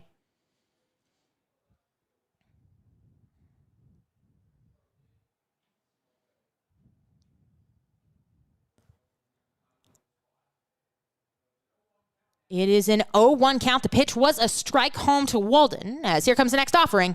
This one catching the outside corner. Beautiful pitch there by Kazmersky. He paints the outside corner. And he is ahead now 0-2 on Walden. Trying to strike him out here. It'd be a big third out to end this 6th. 3-1 Pioneers lead. They played at 2 in the top of the 6th, threatening for more. They do have runners at second and third. But Walden down in the count, 0-2. Here comes a pitch. This one is swung on, hit out to left, moving in is Halverson, and he is there to make the catch for out number 3. So the Pioneers put 2 runs up here in the top of the 6th inning off of Cade Kazmersky. We head to the bottom of the 6th, Pioneers leading 3-1. Don't miss a minute of Horseheads action this summer. Can't make it to the ballpark? We've made it easy for you to stay up to date with everything Casper Horseheads. All home games as well as select road games are streamed live on our YouTube channel and are also available to listen to on our Mixlr channel. Make sure you're also following the Horseheads social media accounts on Facebook, Twitter, and Instagram to catch everything you need to know about your hometown baseball team. The Horseheads are still actively looking for host families in the Casper, Wyoming, and surrounding areas to host a variety of players and interns for the 2021 season. Host families play an integral part of our organization by providing players and interns a place to call home for the summer. Benefits of becoming a host family include season tickets for your household to all Horseheads home games, 25% off most Horseheads merchandise and concessions, and team-signed memorabilia. If you're interested in becoming a host family, give us a call at 307-441-1334 or email hostfamily@casperhorseheads.com.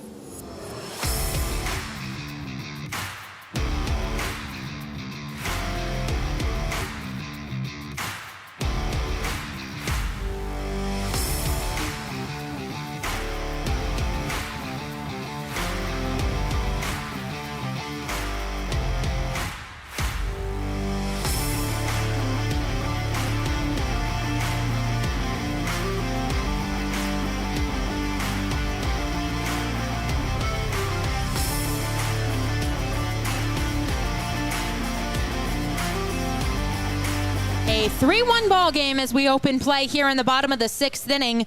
The Horseheads will send the top of the lineup up to the plate. Kyler Halverson, Christian Lopez, and Hank Dunn. As it will be Halverson to dig in here first against Edwards, who is still out there. 57 pitches, 42 strikes, 15 balls. He did give up 1 run in the last inning to Eric Arato after his triple. As that one will miss inside for a ball. 1-0 now the count to Halverson, who was 0 for 2 in the ball game. He is grounded out and also struck out. As here comes a pitch. Big swing and a miss at a pitch upstairs there, 1-1. We have an update on Kyler Halverson's high school where he went. We have done the work on this. We went down because we have 2 Casper natives here who are like, he went to NC, as that one misses inside for another ball, 2-1. But then Kim Gates in the chat said he went to Glen Rock High School, but she amended it. She found out, she did some investigative journalism of her own, that he went to NC. So we have found the answer for you. That one missing outside, 3-1. I know you were all on the edge of your seats, but, we get things done around here. We got to make sure everybody is on the same page. What high school? Arlington High School. Only one in Arlington. As here comes the pitch. This one is fouled off to the right side. Well, I actually went to Stanwood High School for a little bit of my freshman year, and then I transferred to Arlington. So a full count now. Oh, there you go. Here comes a pitch. This one is sent out to the third baseman, Mcgee. He gloves and fires across the diamond to retire Halverson, the Natrona County High School graduate. He just turned 21. As he is down for the first out of the bottom of the 6th inning, and it will send up Christian Lopez. He is 0 for 2 in the ballgame with a strikeout looking and a fly out.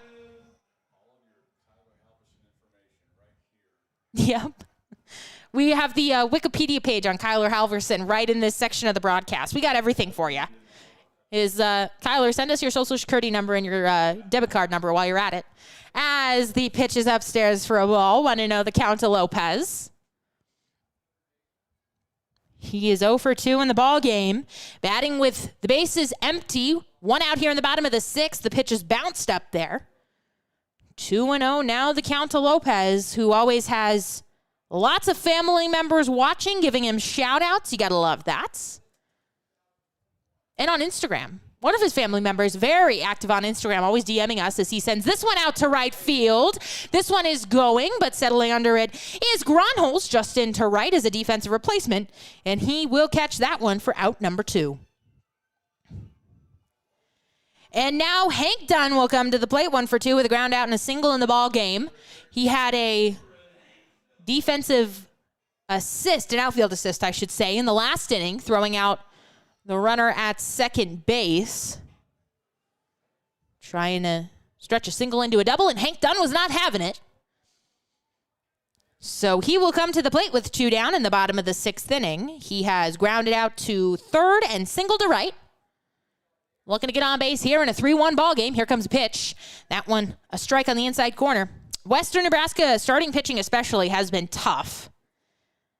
Carson Ohl we had to face for the second consecutive series on Tuesday night. He was excellent. Starter yesterday, Webb, was pretty good, as that one misses outside for a ball.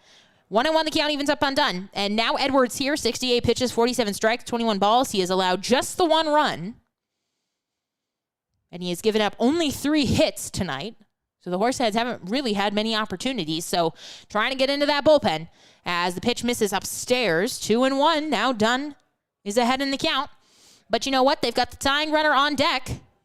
And that is Brooks Browning, who has the only 2 home runs on the season for the Horseheads. So what high school did he go to? Natrona County, I think. Can we get a check on that from the YouTube comments? As that one will catch you outside corner, 2-2. I think NC. I don't think anybody goes to Kelly Walsh. Does Kelly Walsh even exist? No.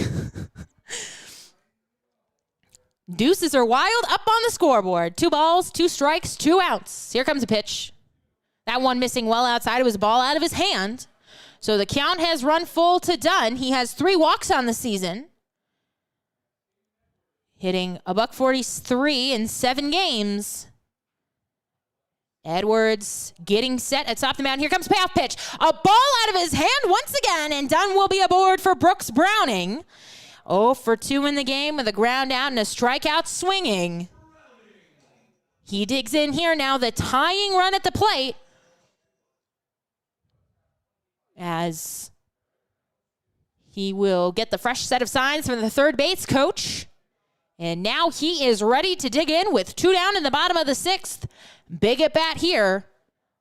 Light tower power by Brooks at the plate. Here comes the pitch. Big swing and a miss. He was trying to tie this one up, as it is an 0-1 count now to him. Browning comes into the game hitting .238 with 12 RBIs and 2 home runs. Last night he was 0 for 3 with a couple of runs scored, a walk and a strikeout. As here comes pitch.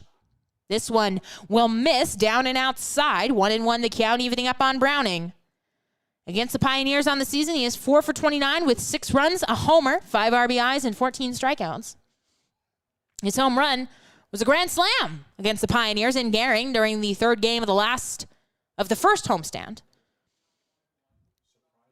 As here comes the 1-1 offering. Edwards checks the runners back, now deals home. This one is swung on and hit out to left center field. This ball is going to get down. It is rolling. Smelko chasing after it. They will send the runner done. Here he comes. Throw comes into third. And Brooks Browning with the RBI double. Dial it up. Hank Dunn coming around to score on it. And we have ourselves a 1-run ball game. So we didn't tie it up. But you know what? Absolutely take that.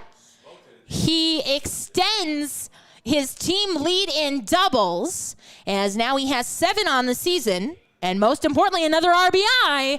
He gets the job done here. Texting Josh, that one's going on Twitter. His mom's going to retweet it. She is always on it. She is on it. We appreciate it so much. Dunn coming around to score, as Joe Schmidt now at the plate with the tying run out at second. Edwards looks him back. Here comes the pitch. This one is swung off and fouled off to the right side. And the kids are running. Death, taxes, and small children running after foul balls. 0-1 now the count to Schmidt. Gotta catch my breath after that call. Whew. 2 down here, bottom of the 6th inning. Browning out at second. Here comes pitch. Big swing and a foul there. 0-2 now the count to Schmidt, who was 1 for 2 in the ball game. He has singled and flied out, as we'll have a meeting on the mound here. Schmidt hitting .327 in 14 games, 6 runs, 12 RBIs, 4 walks, and 12 strikeouts. Schmidt trying to tie this one up.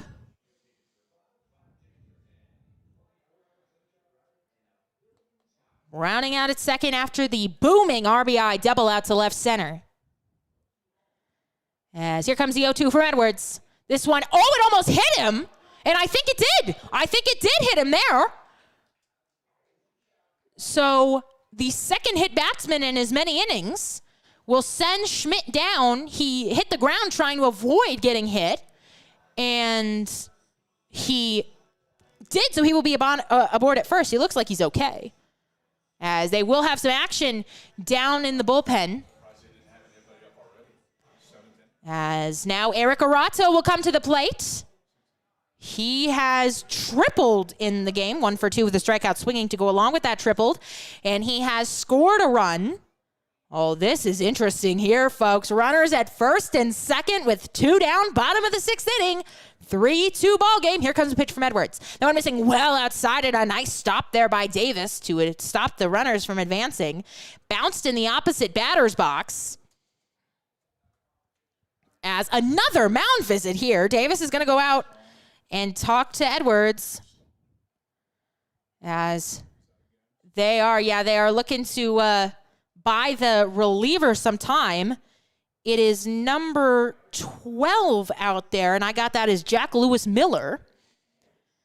So, yeah, it is like Chuck said, really can't believe that the way this inning has been going, that they didn't have anybody warming earlier. I mean, he just got down there.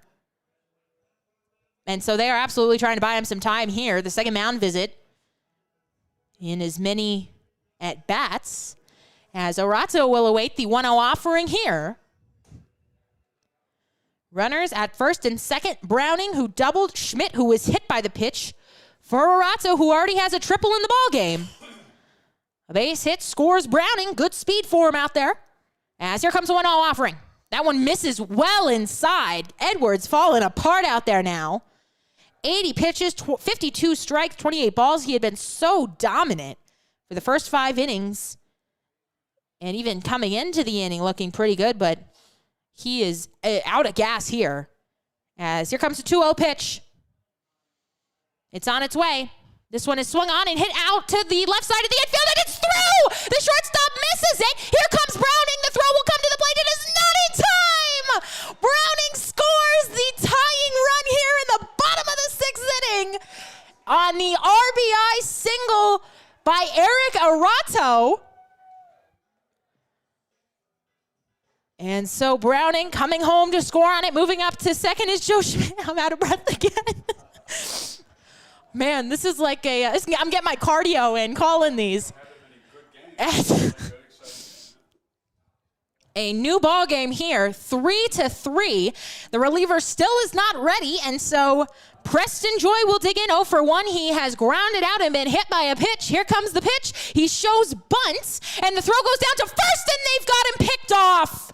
Oh, what a disappointing end to the inning. They got Arato leading too far off the bag at first. And that will end the inning for the Horseheads. However, they tie it up here on the Brooks Browning double and the Eric Arato single. We head to the top of the 7th inning, tied at 3. Don't miss a minute of Horseheads action this summer. Can't make it to the ballpark? We've made it easy for you to stay up to date with everything Casper Horseheads. All home games as well as select road games are streamed live on our YouTube channel and are also available to listen to on our Mixlr channel. Make sure you're also following the Horseheads social media accounts on Facebook, Twitter, and Instagram to catch everything you need to know about your hometown baseball team.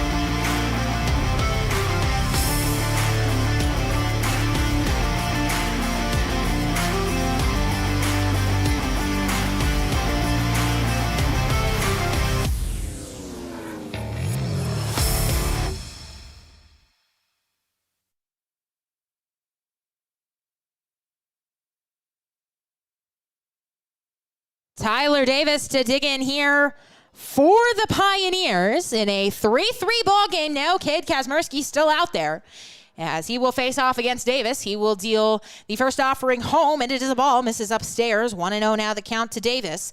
He has grounded out, singled, and walked in the ball game. 1 for 2 on the evening.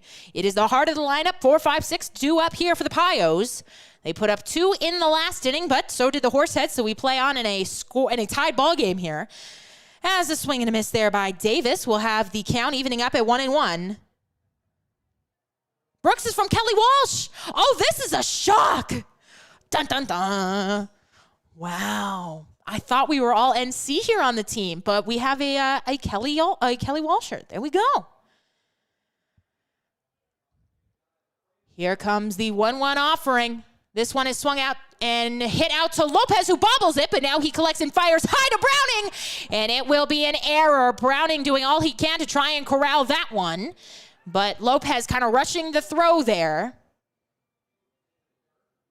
And so now the Pioneers will have the leadoff man aboard after the error by Lopez, who is usually so sure-handed down there at third. It was a hot shot by Davis. And it will send up Clay Cutter, who now bats with a runner aboard at first and nobody out here in the top of the 7th inning, as here comes a pitch home. This one is swung on and hit out to left. Going back on it is Halverson. He is back. He is at the track, and he makes the catch. The runner, Davis, was in motion, so he will have to go back. Ooh, that one. The wind, it's not blowing at all, but that one died out there, as it is a long fly out for out number 1. And it will send up Brian Webb, who's 0 for 3 with a ground out, and a fly out. TD or Yachty. Not sure what that one means. You'll have to clarify for me, Luke. As that one will miss ball 1. 1-0 the count now to Webb. Batting with a runner aboard at first. Kazmersky looking in for the sign. Now comes set. Here comes a pitch. That one will miss outside for a ball. 2-0 now the count to Webb. Kazmersky, 60 pitches, 35 strikes, 25 balls. Davis, the runner aboard at first after reaching on the error by Lopez. First of the ball game for either team. As here comes a pitch, runner takes off. This one is sent out into center. Moving in on it is Reynes. He makes the catch. Runner will have to go back. The throw comes in to second. Davis is back safely on that one. So back-to-back flyouts. We'll have the Pios 2 outs now. They are down in the top of the 7th. And it will send Charlie Deeds to the plate. He is 1 for 3 with a strikeout, a ground out, and a single. Are we talking about the pickoff that Davis made to end the inning, perhaps? As that one is fouled on the right field line. A chopper. Brooks had moved in on it, but it is foul, 0-1. Kazmersky looking to strand the go-ahead runner at first. It has cooled off to 83 here, so a nice night to come out and enjoy the ballpark. And the teams on the field are putting on quite a show here, 3-3, so a good game out there too. As here comes a pitch home. This one is swung on and popped up on the infield. Moving back on it is Lopez, and in foul territory, he will make the catch for out number 3. So the error by Lopez proves fruitless as we head to the bottom of the 7th inning. It is stretch time here at Mike Lansing. We are tied at 3. Looking to stay connected with your hometown baseball team? Make sure you're subscribed to the Horseheads text messages. All you've got to do is text GO HEADS to 85100 to sign up for exclusive updates, giveaways, promos, and the latest news on all things Horseheads.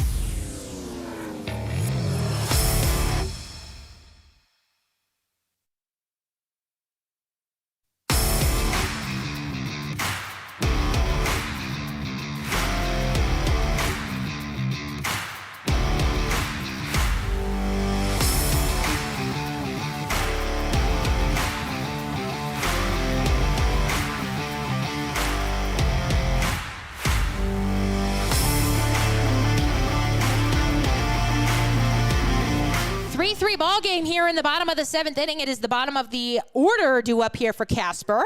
Preston Joy, Ryan Callahan, and Jake Reynes to face off against Caden Edwards, who has gone back out for another inning after he surrendered the lead in the last inning, and he will deal ball 1 home to Joy. Miller has had plenty of time to warm up down in the bullpen, so we'll see how long the leash is. As a bouncer sent to third, Mcgee gloves and fires low, but dug out by Webb for out number 1. So the choice to leave Edwards in has paid off so far for the Pios. And it will be Ryan Callahan, the DH, who he will face off against here. Callahan 0 for 2 with a strikeout looking and a ground out. A tie ball game here, 3-3. Casper and Western Nebraska both getting 2 runs in the 6th, as that one is a strike at the bottom of the zone to Callahan. Western Nebraska got 1 in the 3rd, and Casper got 1 in the 5th. As time is called by Callahan, he will step out and take a couple of practice swings here. It's been a minute since we have seen Callahan starting, but back in the lineup tonight. Hitting 8th, as here comes pitch. This one is swung on and fouled off to the left side. Count will run 0-2 on him now. Callahan hitting 197 on the season in 17 games with 13 runs scored, 11 RBIs, and 16 walks. As here comes the 0-2 pitch, it is fouled off, and it will go back to the screen 0-2. As it is now an 0-2 offering home to Callahan, the count holding after he fouled off the last offering. As here comes the pitch, it is shot to the second baseman, Deeds, who gloves and fires over to first for the out. That one going 4-3, and 2 out quickly here in the bottom of the 7th for the Horseheads, as Jake Reynes will come to the plates. We cannot have an extra inning game because Chuck has to drive to Gehring, so... So the Horseheads have to get it done here in 9. As here comes pitch from Edwards. This one is fouled back to the screen. Reynes is 0 for 2. He has struck out swinging and struck out looking so far in the ball game. Want to thank all 102 viewers who have tuned in to see this one. We've got a good one going for you. 3-3 in the bottom of the 7th inning. 2 down. Zion jumping out of the dugout to grab that one. As here comes pitch. That one missing downstairs for a ball. 1-1.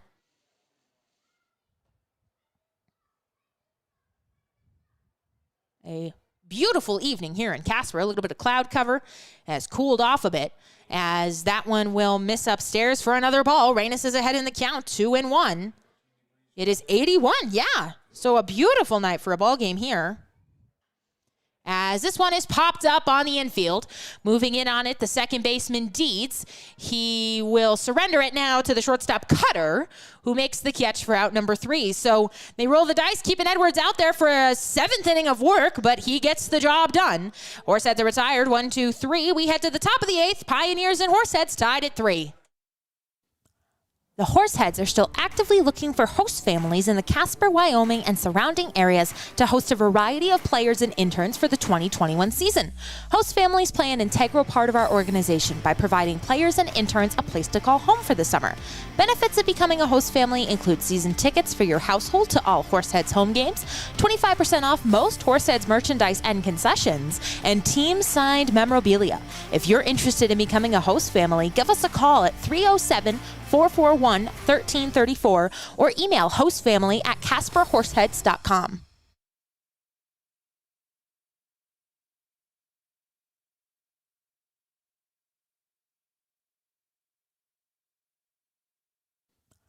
The Horseheads are still actively looking for host families in the Casper, Wyoming, and surrounding areas to host a variety of players and interns for the 2021 season.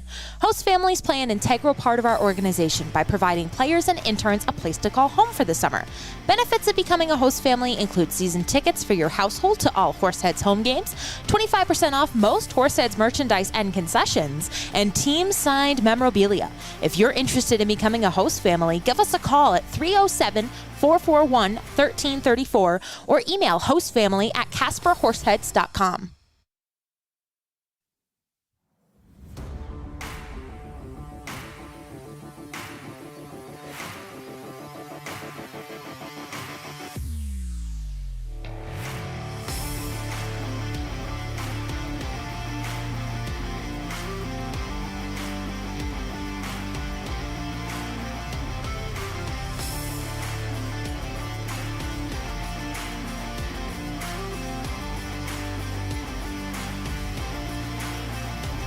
Welcome back to Mike Lansing Field. A good one here. 3-3. We're all tied up as we open play in the top of the 8th inning, as the pitch from Kazmersky is a strike on the outside corner to Jonathan Ponder. He is 0 for 1. He has walked twice and also flied out.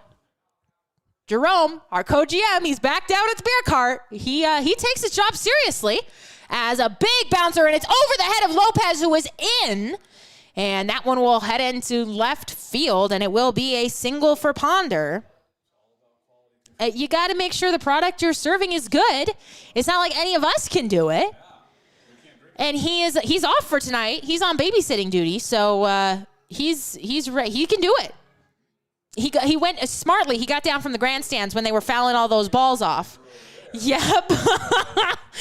You know what? He's keeping an eye on him. I trust him. So now it will be Kip Gronholz who shows bunt. He gets it down. It will be Kazmersky to glove and fire over to first. However, it does advance the runner on the sacrifice bunt by Gronholz. And so he is out, but moving to second is the go-ahead run in Jonathan Ponder. And it is Eric Smelko coming up as the lineup will turn over once again for the Pios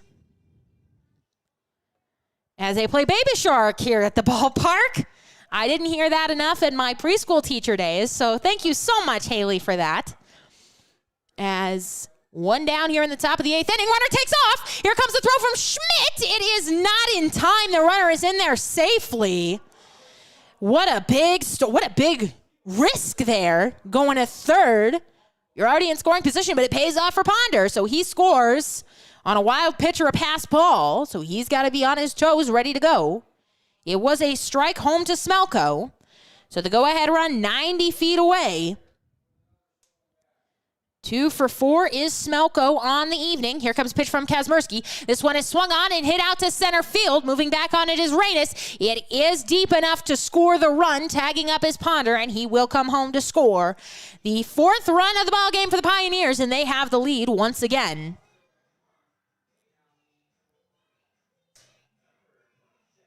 As Dora playing here once again on the evening. So the Little Leaguers who keep running around, they're having a good night.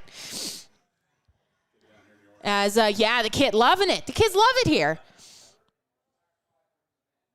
As out on the sacrifice fly is Smelko, and the Pioneers now have the lead for Cade Mcgee, who will dig in here as he swings at the first pitch he sees and sends this foul over our heads. 0-1 the count to Mcgee, who is 1 for 2 on the evening. He has singled, walked twice, and he's also flied out. As here comes the offering home to Mcgee. This one missing upstairs, too tall for another ball, 1-1. I thought Jerome was going for the other beer cart down on the left side here, but he's going to get his kids. God, I'm just blowing Jerome up tonight. This poor man trying to enjoy a ball game. As that one is fouled off, and the count will run 1-2 on Mcgee. It is, you know what? It's the top of the 8th, so beer sales are going to stop soon. So he's got to get it in. Here comes the 1-2 offering from Mcgee. It's on its way. This one is swung on and fouled off, so the count will hold right where it is. The kid started running, but it was on the field, so no play to be made there. 1-2 now the count to Mcgee, who is batting with the bases empty. 2 down here in the top of the 8th, but the Pioneers have got to run home as this one is skied out to right. Moving over on it is Dunn. He is running. He's in foul territory, and he makes the catch on the warning track to retire the side. However, not before Western Nebraska. They put up one more here on the top of the 8th. They lead it 4-3 as we head to the bottom of the 8th. The Horseheads are still actively looking for host families in the Casper, Wyoming, and surrounding areas to host a variety of players and interns for the 2021 season. Host families play an integral part of our organization by providing players and interns a place to call home for the summer. Benefits of becoming a host family include season tickets for your household to all Horseheads home games, 25% off most Horseheads merchandise and concessions, and team-signed memorabilia. If you're interested in becoming a host family, give us a call at 307-441 661-1334 or email hostfamily@casperhorseheads.com.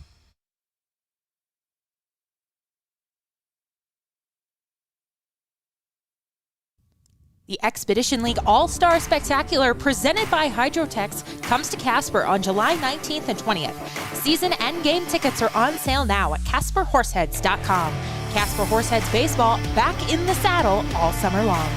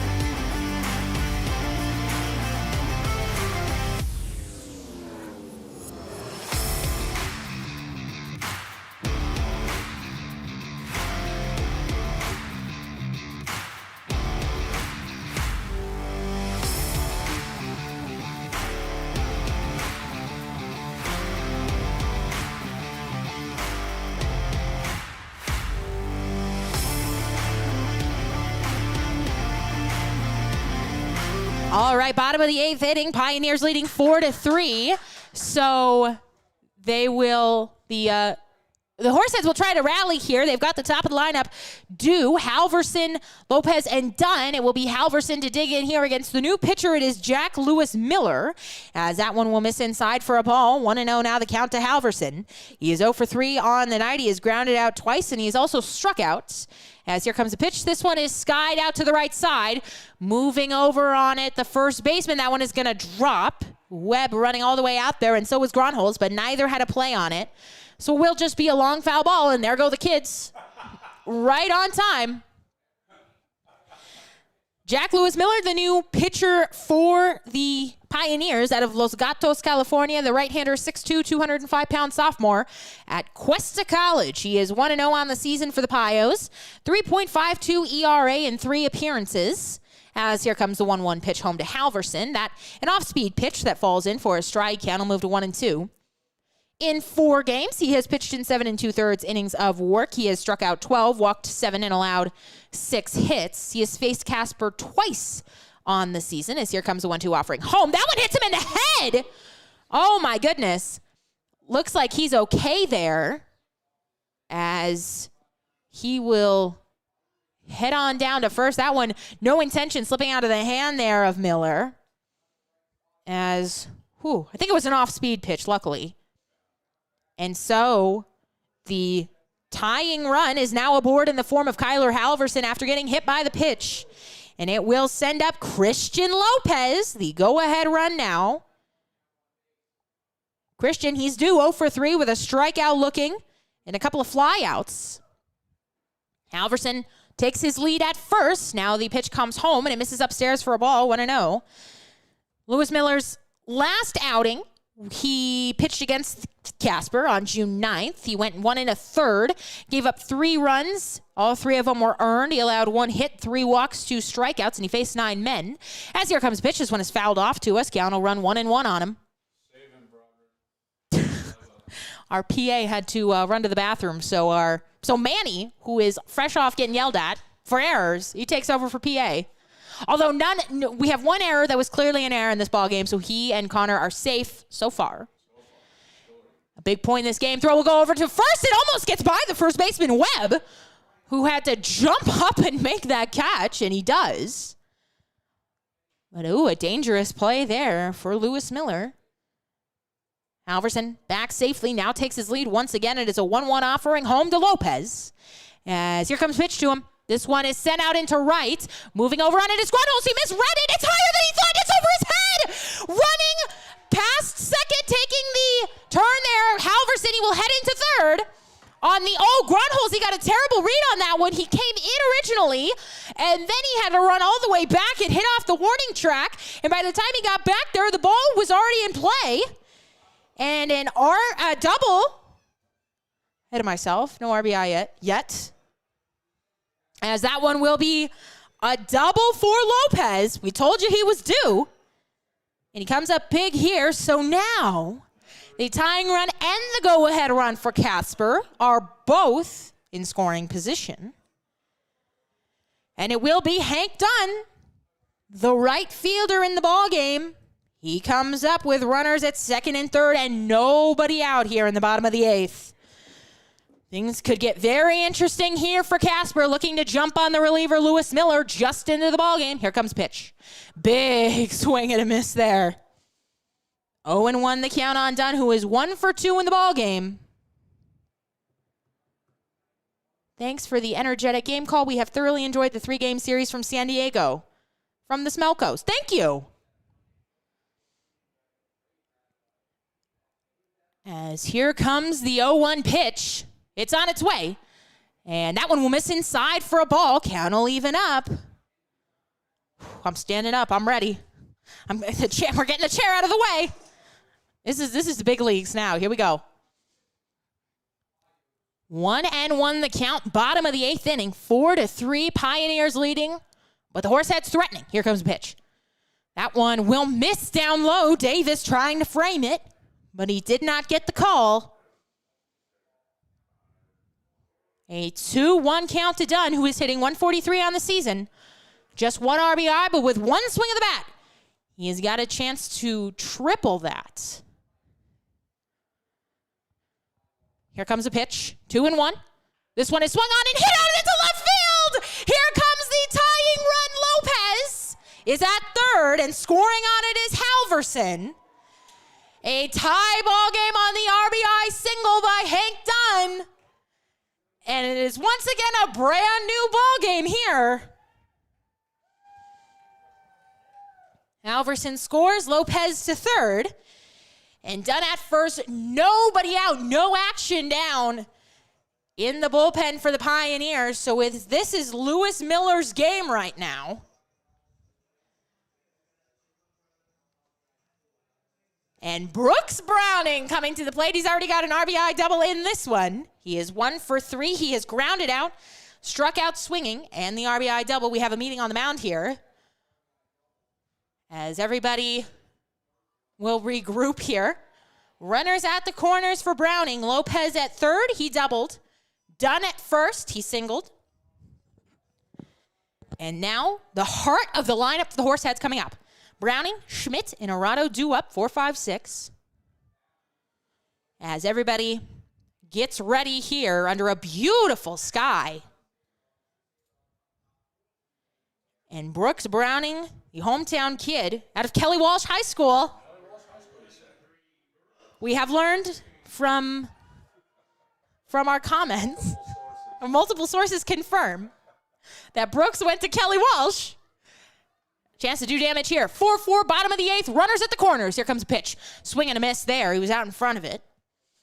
And it will be an 0-1 offering now to Browning. Nobody out. Nobody out here in the bottom of the 8th inning. 4-4 ball game. Here comes a pitch.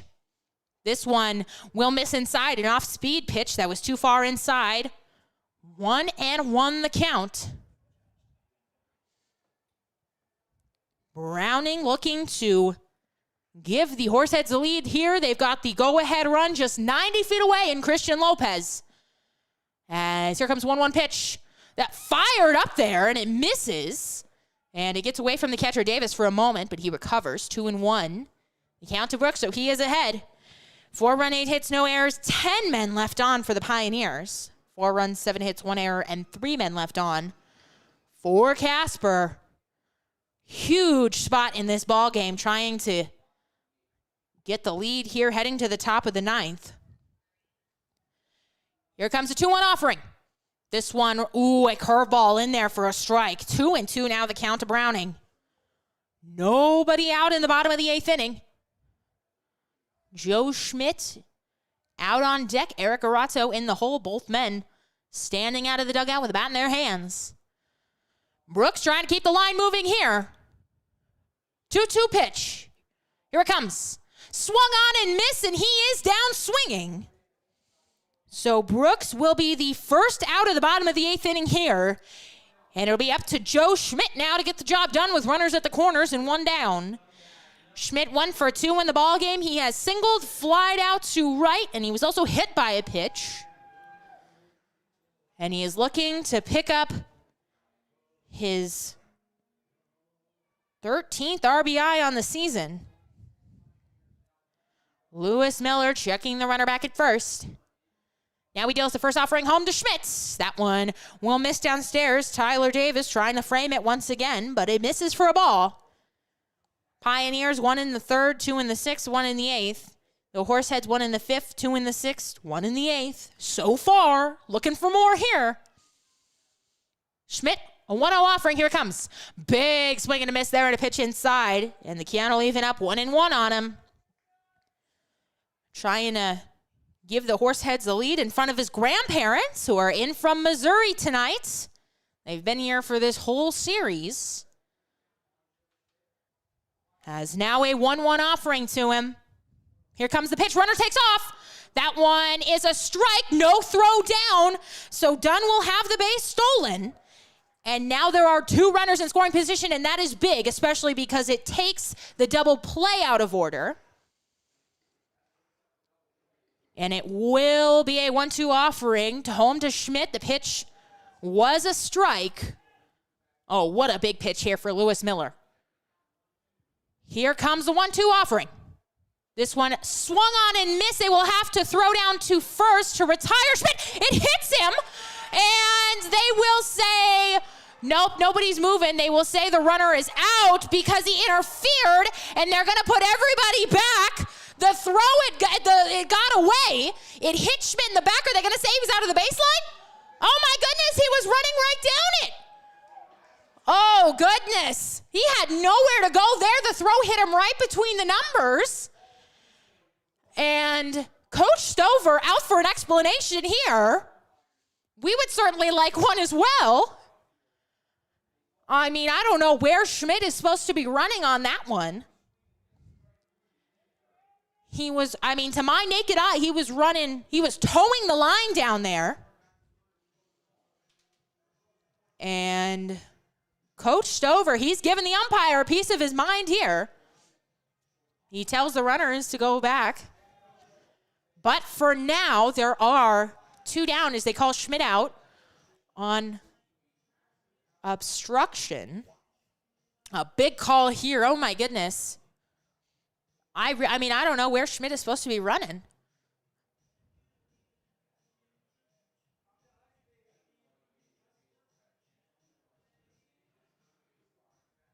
As we are trying to find out, oh, they turn the lights on.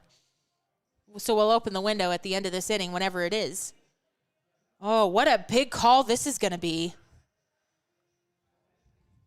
Love the play call. Thank you, Summer. It's JL Miller is what he goes by. Been a fan of that right-hander for 8+ years. Heat moment. Go Pios. All right. Well, there we go. They are still trying to sort things out here down on the field. As it stands right now, Schmidt has been called out on runner's interference. And let's see what the call is here now. I think it is going to stand. So Schmidt is out on interference. He's out on the strikeout. They tried to throw down to first, and then he was out there on the interference call.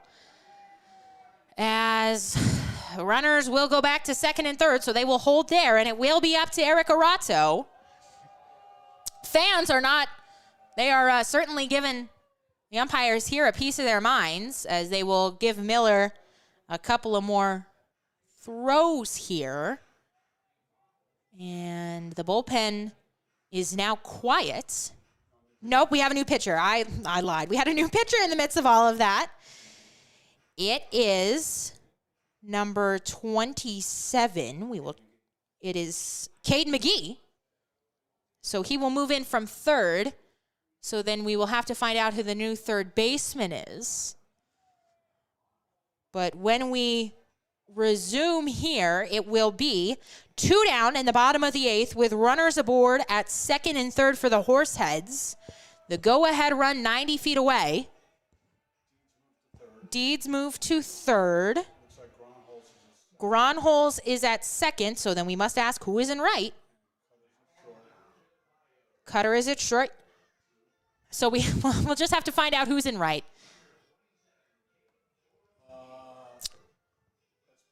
It is Ponder who is in right.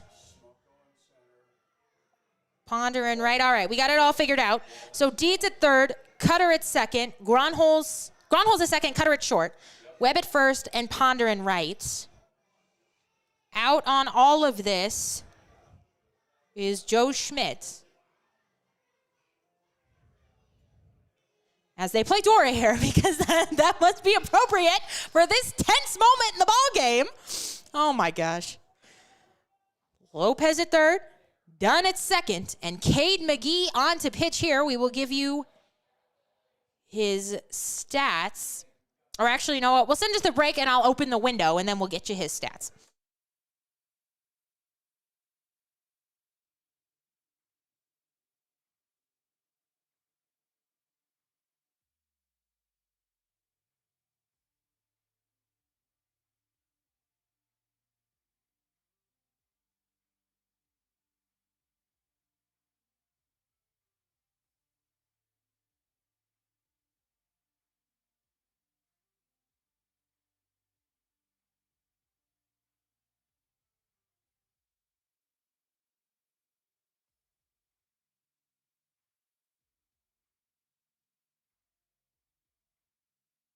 All right, so I wasn't even playing the music. Oh, I'm sorry.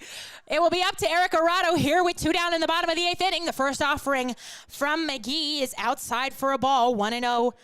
The count running to Arado. We'll give you some score updates.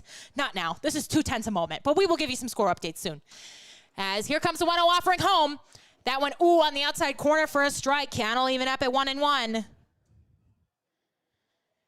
Big pitch here. Big at-bat for the Horseheads trying to take the lead. They've got a prime opportunity to do so. As here comes the pitch. This one is swung on, hit out into right. This ball is going to be caught by the right fielder, Ponder. Oh, the Horseheads, they had a prime opportunity, first and third with nobody out. They are unable to score the go-ahead run. However, they do get the tying run in, and it is a 4-4 ball game as we head to the top of the 9th inning. What a show the boys are putting on for y'all tonight. Don't go anywhere. Don't miss a minute of Horseheads action this summer. Can't make it to the ballpark? We've made it easy for you to stay up to date with everything Casper Horseheads. All home games as well as select road games are streamed live on our YouTube channel and are also available to listen to on our Mixlr channel. Make sure you're also following the Horseheads social media accounts on Facebook, Twitter, and Instagram to catch everything you need to know about your hometown baseball team. The Horseheads are still actively looking for host families in the Casper, Wyoming, and surrounding areas to host a variety of players and interns for the 2021 season. Host families play an integral part of our organization by providing players and interns a place to call home for the summer. Benefits of becoming a host family include season tickets for your household to all Horseheads home games, 25% off most Horseheads merchandise and concessions, and team-signed memorabilia.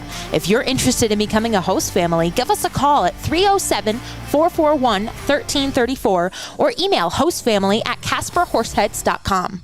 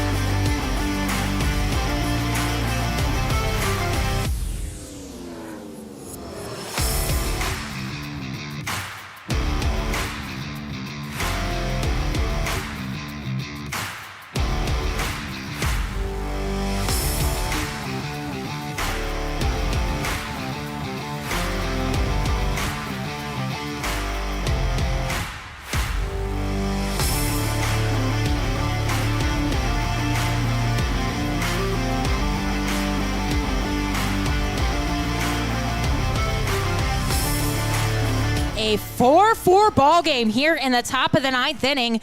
The harder lineup due up for the Pioneers. JT Walton, Tyler Davis, and Clay Cutter on to face Jacob Small, the new pitcher. Somebody requested an interview with him, so this is the next best thing. You get to see him pitch, as that one will find the bottom of the zone for a strike. So his first offering home is a good one. 0-1 the count.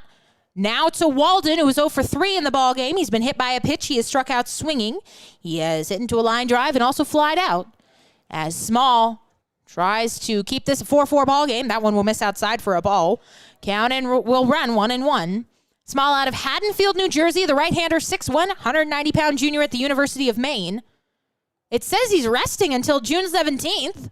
Is that today? That's today. Oh, my God. Oh, my God. As that one is swung on and missed. Where has June gone? Are you serious? No way it's June 17th.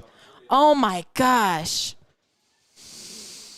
So I'm telling you, time does not exist in the baseball world. It's just, do we have a game today, and what time do I have to be at the ballpark? That's literally it. Here comes the first pitch. The next pitch, It's a ball outside, 2-2.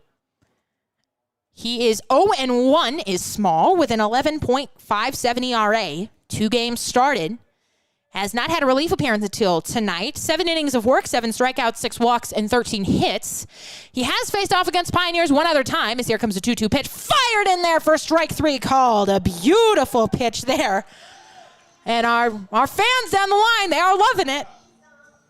As rung up is Walden looking, and it will send Tyler Davis up to the plate. Davis 1 for 3. He has grounded out, singled, walked, and he's also reached on an error. The only error of the ball game was on Christian Lopez, but it was a no-hurt error. Nobody came around to score on it. Small's last appearance was a start against the Tommyknockers, as here comes the pitch. This one, a strike on the inside corner. Man, he is firing it up there. It has been good pitching by both sides, but especially the Horseheads, and you love to see that after, that 17-4 blowout, a tough one, but they have rebounded here well.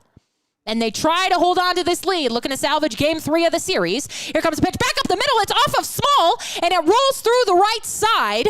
We will check and see if Small is okay. It hit off of his feet, and it looks like he is all right, but aboard with the single is Davis. And it will send up Clay Cutter. Small's last appearance was against the Tommyknockers, a no decision. 4 innings of work. He gave up 6 runs. 5 of them were earned. He allowed 9 hits in the ball game, 2 walks, and he struck out 4. Against the Pioneers on the season, he has taken a loss. That was back on June 8th. 3 innings of work. He gave up 4 runs. They were all earned. 4 hits, 4 walks, and 3 strikeouts. As here comes the first pitch home to Cutter. It'll be a ball at the top of the zone. Looked like a pretty good pitch there, but it is called a ball. Cutter 0 for 4. He has struck out, grounded out twice, and he's also flied out. Batting with the go-ahead runner aboard at first with 1 down in the top of the 9th inning. As here comes a pitch. This one is swung on, fouled back to the screen. Count will run even, 1-1. What an exciting back-and-forth ball game this one has been. 1 run in the 3rd for the Pioneers, 2 in the 6th, 1 in the 8th. And then for the Horseheads, 1 run in the 5th, 2 in the 6th, and 1 in the 8th. As here comes the 1-1 offering home. This one, a strike on the outside corner. We are seeing some excellent stuff from Small here. University of Maine product. He is a junior there. Him and Marroquin teammates on the pitching staff. I think we got one other guy from the University of Maine on the roster as well. They all got here at the same time. Jake Reynes, that is it. As here comes pitch. That one misses upstairs, too tall for a ball. 2-2. Coming a long way to play ball here in Casper, but Small looking excellent out there so far. Does have a runner aboard at first. I think him and Marroquin are both out of Haddonfield, New Jersey, too. There you go. As the pitch will not be made, the throw goes over to first. I wonder if they have like a good high school team there or something, that they're both out of that town. Or maybe it's a big town. East Coast geography is also elusive to me. Not as quite as elusive as Midwest geography, but The 2-2 pitch home. It's on its way. Runner takes off. Swung on and missed. The throw goes down to second. It gets away. And the runner will go down to third. Here comes the throw. It's not a good one. It gets away from Lopez. And the runner will come home to score. Oh, my goodness. Oh, man. As Coach Stover, he's out to argue something here. I think maybe interference on the batter when he swung and he interfered with Schmidt's throw down to second. As we will see here, Stover is hot down there. As he will go back to the dugout now. It is a 5-4 Pioneers lead. I don't know what it'll be. So Tyler Davis stealing second. Cutter is out at home on the strikeout. And then down to third on the error by Schmidt. They're coming home on it. I think there were probably 2 errors on the play. As a 1-0 offering will be coming home to Webb. But Davis coming home to score the go-ahead run here in the top of the 9th inning. The pitch is a strike home. It's a 1-1 count. Oh, what a mess that was. 1-1 the count to Webb, who is 0 for 4 on the evening. Here comes a pitch from Small. That one a strike downstairs. They have given 2 errors on it. I think the second one was on Arato. It was on the shortstop. There was so much going on that play. All right. So it is a 1-2 offering home to Webb. Here comes the pitch from Small. Big swing and a miss there. And down swinging is Brian Webb, but not before. The Pioneers battle back for another run. They lead this one 5-4 on 2 errors, so the run is unearned. But Small, he is on the hook now as the Horseheads look to get him off it. It's rally cap time. Here we go. Put the hats on. I almost missed the call. Put the rally caps on. Horseheads need 1 to tie, 2 to walk it off. And you know what? I feel a walk-off would be appropriate for this game. This wild, crazy game, I feel it appropriate to end in a walk-off. Don't go anywhere. Bottom of the 9th inning, 5-4 Piles lead. Don't miss a minute of Horseheads action this summer. Can't make it to the ballpark? We've made it easy for you to stay up to date with everything Casper Horseheads. All home games as well as select road games are streamed live on our YouTube channel and are also available to listen to on our Mixlr channel. Make sure you're also following the Horseheads social media accounts on Facebook, Twitter, and Instagram to catch everything you need to know about your hometown baseball team.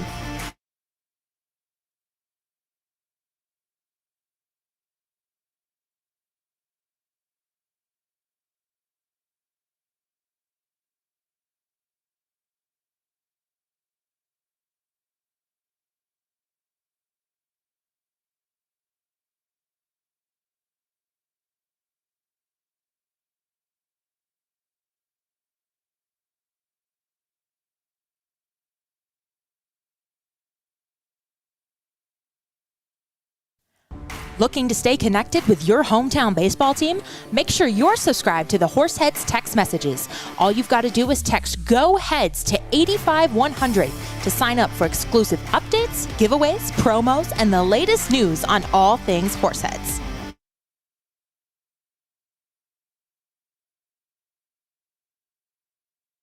Preston Joy, Ryan Callahan, and Jake Reynes, the men do up here in the bottom of the 9th inning, bottom third of the lineup for the Horseheads will have to rally as Preston Joy will flinch out of the way of ball 1 from Mcgee as he will deal that one low. Davis again trying to frame it, but to no avail once more. 2-0 now the count to Joy, who is batting in the bottom of the 9th inning. Nobody on deck, nobody on base. 5-4 Pioneers leading into what has been a wild one, as that one will miss outside for a ball. And now a 3-0 count to the leadoff man, Preston Joy, who is the tying run. Horseheads trying to get him aboard here. And a strike called on the outside corner. Count will run to 3-1.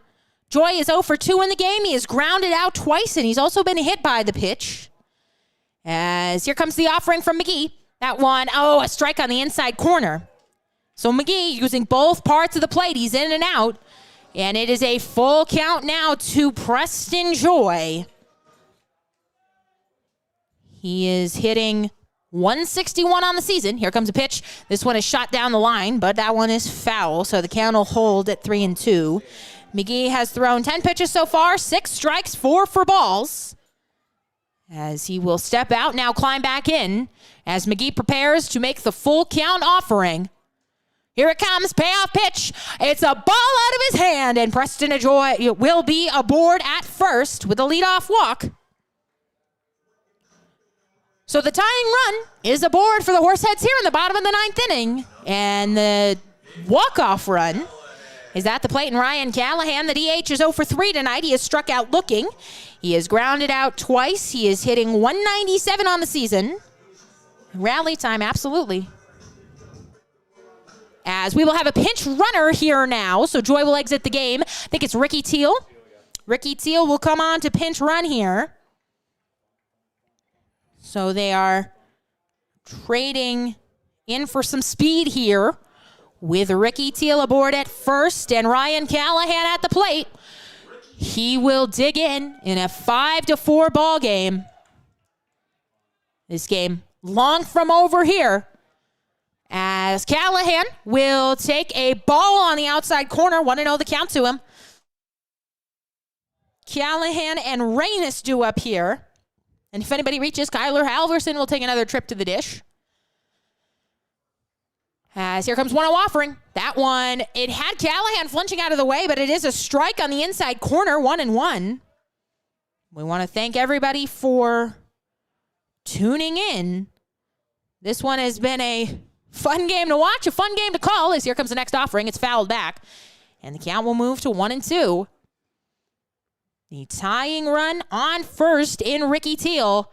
The Horseheads dropped game 1, 17-4. They dropped game 2, 6-5. And now trailing 5-4 with a runner aboard here, trying to avoid getting swept for the second consecutive time against the Pios. Here comes a pitch. This one, a check swing foul off the top of the screen. As the count will hold at 1-2.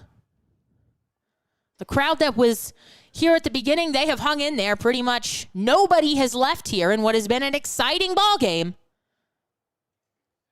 As here comes the 1-2 pitch. This one too tall. Davis had to come out of his crouch for that one. And it will be a 2-2 count to Callahan. He leads the team in walks with 16 of them. He was ranked the number 4 high school player in Kansas. And now, a 2-2 count to him. It will not be made. Throw goes over to check on the runner at first. Teal is back standing. After this, the Horseheads will be up in Butte taking on the Tommyknockers this weekend. Trying to kick things off with a win here on Thursday night. This one is skied and sent to the left side, but that one will get out of play, so the count will hold it 2-2. We will give you some score updates from around the league, as we've got some, oh my gosh, we've got some big numbers. Badlands leading Wheat City 14-7 in the top of the 9th. Souris Valley leading Canyon County 20-9 in the top of the 9th. As here comes a 2-2 offering, runner takes off, pitches inside and it hits him. It hits him. So Callahan will be aboard here. So nobody out. Bottom of the 9th inning. Runners aboard at first and second. Chuck is screaming for a bunt next to me. Internally and externally. It's a whispered scream. As Jake Reynes will come to the plate 0 for 3 with a strikeout swinging, a strikeout looking, and a flyout. As the infield is in, they are ready for the bunt. We will see how the Horseheads play this one. As here comes the first offering to Jake Reynes. Checks the runner back. He does show bunt. He gets it down right back to the pitcher. The throw will go to first, and the sacrifice is complete, making Chuck very happy. As now 2 runners in scoring position. Reynes, the 9-man, able to get the bunt down, and that is big. As a single wins the ball game. The Horseheads have only won one game at home. They didn't walk it off. As I think it is Jake Baker coming out. He will be the pinch hitter here for Kyler Halverson. Oh, man, here we go. Number 23, Jake Baker. 20, excuse me. Browning is 23. The Spearfish Sasquatch beating the Tommyknockers 15-4 in the top of the 6th, and Sioux Falls beating the Trappers 9-3 in the top of the 9th. That is enough for the scores around the league. And we are focusing on this game here. Baker digging in as a big swing and a miss there at a fastball upstairs. Has him down 0-1. Lopez is on deck, so if Baker can't get it done, not necessarily the end of the world. Here comes the 0-1 offering from Mcgee. This one misses inside, a close pitch, but it's called a ball. Zone is always moving around in these games. I have no idea. Baker pinch hitting for Kyler Halverson. The infield is in. A base knock wins it. Here comes a pitch. Another big swing and a miss at a fastball upstairs. And Jake is going to take a walk around the plate here. I'm out of breath already. Oh, this is exciting, man. I don't know. I get so excited about these games. I'm telling you. Teal at third. Callahan at second. Here comes the pitch to Baker. And strike 3 called on the inside corner. Oh, Baker doesn't like it. I mean, the same pitch earlier in that bat was a ball. I mean, the same exact pitch. And that's, I think, what is frustrating, the zone moving around. If that pitch is going to be a strike, then call it a strike all night. And it will be up to Lopez. He will dig in here now.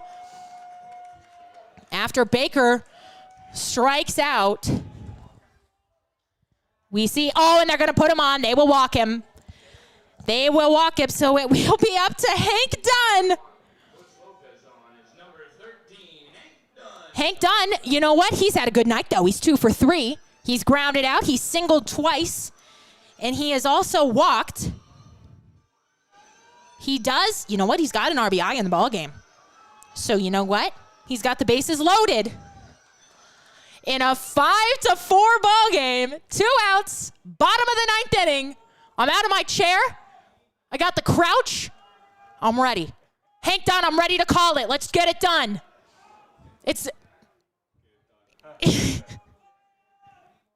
Here comes a pitch. That one misses upstairs for a ball. 1-0 the count.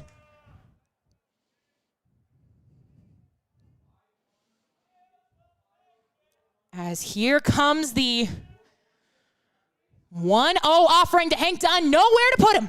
This one is swung on and fouled back to the right side. Count will run to 1-1 on him. Teal at third. Callahan at second. Lopez at first. 1-1 the count. 2 down. Bottom of the 9th inning. 5-4 Pioneers lead. Mcgee comes set. Here's the pitch. Missing outside. 2-1 now. The count to Dunn. 5 runs, 9 hits, no errors, 10 men left on for the Pioneers. 7 hits, 3 errors, 5 men left on for Casper.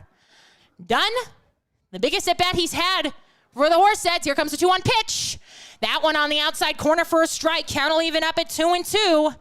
And the Horseheads are down to their last strike here. The tying run 90 feet away. The winning run at second. The infield is back. Here comes the 2-2 pitch from Mcgee. Swung on and missed, and he has struck out Dunn to end the ball game. Oh, my goodness. What a game here. The Pioneers eke it out. The tying run 90 feet away, the go-ahead run at second, and the Horseheads just unable to get it done here. The last 2 outs recorded on strikeouts. As Mcgee, he holds on, and the Pioneers, they take this one. They sweep the 2nd consecutive series. And that is how that one ends. A heartbreaker here for the Horseheads. They drop this one 5-4. Don't go anywhere. We'll come back with the postgame. The Horseheads are still actively looking for host families in the Casper, Wyoming, and surrounding areas to host a variety of players and interns for the 2021 season. Host families play an integral part of our organization by providing players and interns a place to call home for the summer. Benefits of becoming a host family include season tickets for your household to all Horseheads home games, 25% off most Horseheads merchandise and concessions, and team-signed memorabilia.